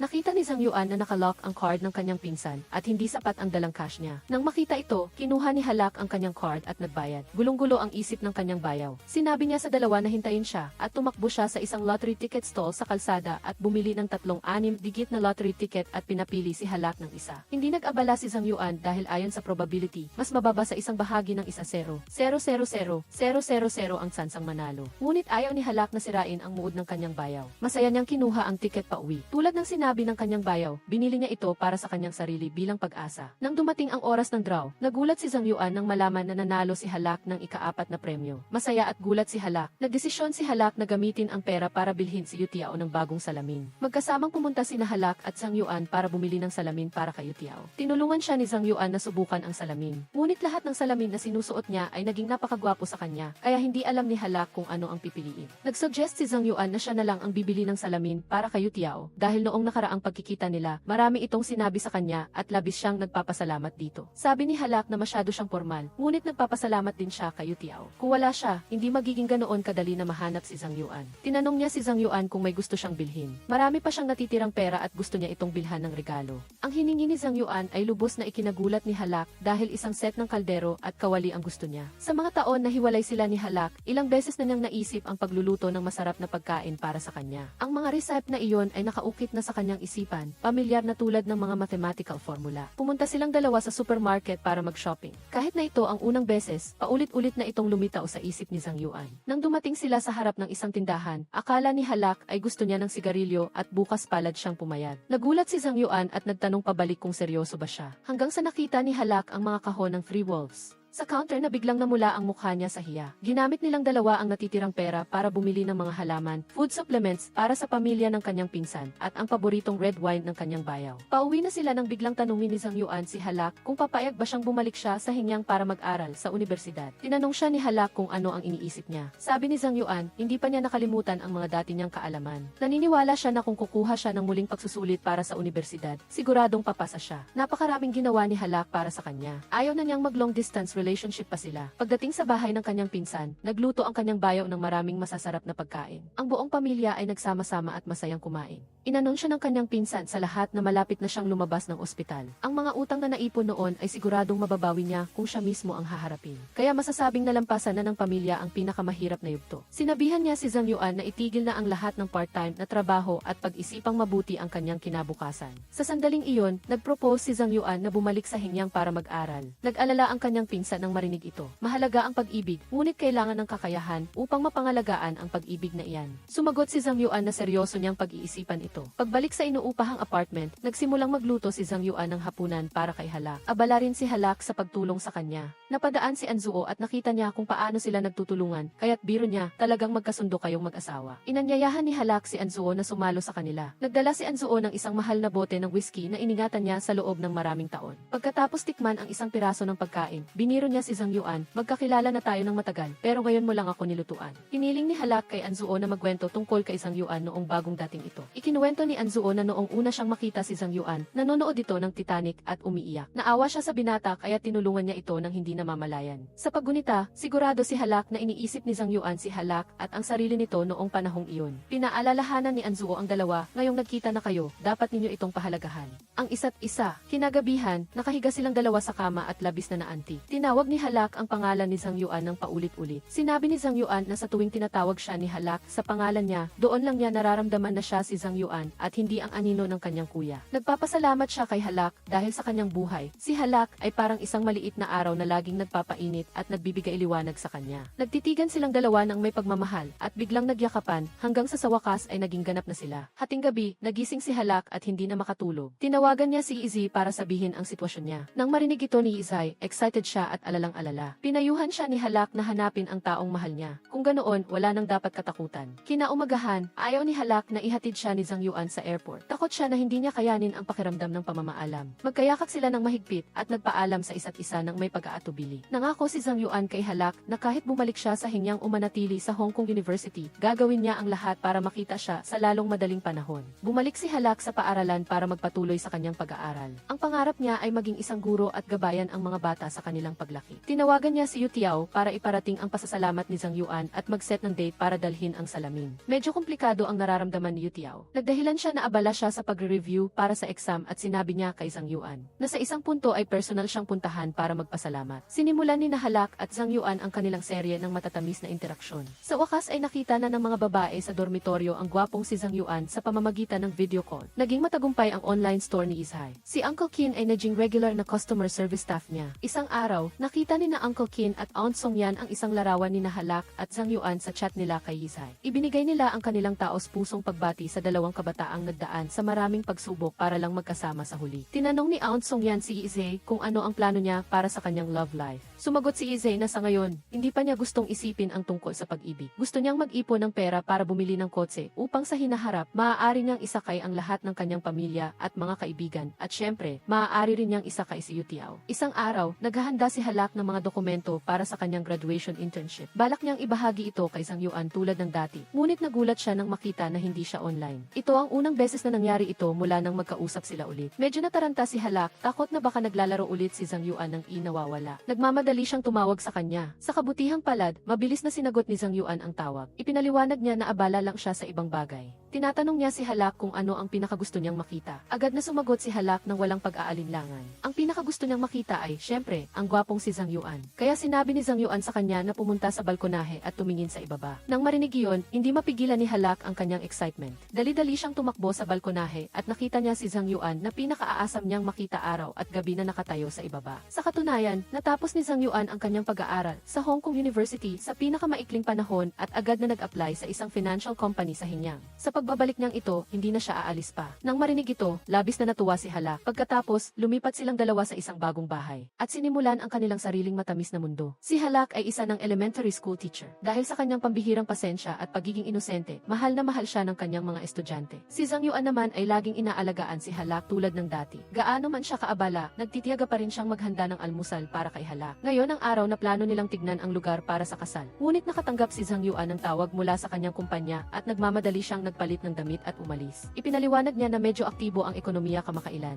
Ang investment company na pinagtatrabahuhan niya ay may mga magagandang proyekto at kailangan siyang pumunta para makipagnegosasyon. Samantala, samahan ni Yizhai si Halak na tignan ang lugar. Pinaalalahanan ni Yizi ang kaibigan niya na baka nagbago ang isip ni Zhang Yuan. Hindi naman nag-alala si Halak tungkol dito dahil gaano man siya kalate matulog, gumigising pa rin siya tuwing umaga para maghanda ng almusal para sa kanya. Nagbiro si Yizhai, kung late siyang umuwi, baka nagluluto siya ng hapunan para sa iba. Pagkatapos marinig ito, tumakbo si Halak at hinabol si Yizhai. Tinanggap ni Zhang Yuan ang kanyang dating kaklase na si Feilin Jin. Ang kanilang proyekto ay tungkol sa online games. Pinaalalahanan ni Zhang Yuan ang kanyang kaibigan na bigyang pansin ang mga issue sa kontrata. Ngunit binaliwala ni Feilin Jin ang mga probisyon na iyon. Ang boss ni Zhang Yuan ay lubos na pinahahalagahan ang proyektong ito. Ngunit sadya siyang naglagay ng mga hindi malinaw na probisyon sa kontrata na balak niyang gawin pagkatapos maging matagumpay ang proyekto. Aangkinin nila ang buong kita. Nagbigay si Zhang Yuan ng kanyang opinyon, ngunit hindi ito pinansin ng kanyang boss na sinasabing napakabata pa niya. Bumalik si Zhang Yuan sa bahay at nakita si Halak na may malungkot na mukha, ngunit hindi niya maintindihan kung bakit. Pagkatapos, dumating ang bulaklak na in-order niya. Inilabas din niya ang engagement ring na inihanda niya, ngunit hindi pa rin masaya si Halak. Sa huli, kinailangan niyang paalalahanan siya. Sa puntong iyon, nalaman ni Zhang Yuan na nakalimutan niya na ngayon pala ang araw na titingnan nila ang venue ng kasal. Sa balita, may report tungkol sa isang aksidente sa airline kung saan nagtatrabaho si Yu Tiao. Ang flight na minamaneho ni Yu Tiao ay nabangga ng isang ibon. Nang makita ni Izzy ang balita, labis siyang nabigla. Ngunit ligtas na nakabalik si Yu Tiao sa Hinyang at nakasama ang ilang malalapit na kaibigan para kumain at uminom. Hindi pa rin makapaniwala si Izzy. Inikutan niya si Yu Tiao ng ilang beses hanggang sa masigurado niyang buo ang katawan nito bago siya kumalma. Sa suhestyon ni Zhang Yuan, nagpunta silang lahat sa labas ng bayan para magpaputok ng fireworks. Ibinigay ni Yu Tiao kay Zhang Yuan ang sulat na sinulat ni Halak para sa kanya na iningatan niya sa loob ng maraming taon. Lumapit si Izzy kay Yu Tiao at naramdaman niyang dapat niyang sabihin ang nilalaman ng kanyang puso. Kung may isa pang aksidente, pagsisisihan niya ito. Naintindihan ni Yu Tiao ang ibig niyang sabihin at sinabi niya na mula ngayon, kahit nasa langit siya, titingnan niya kung makikita niya ito. Ang mga magulang ni Zhang Yuan ay hiwalay na ngayon at parehong nasa ibang bansa.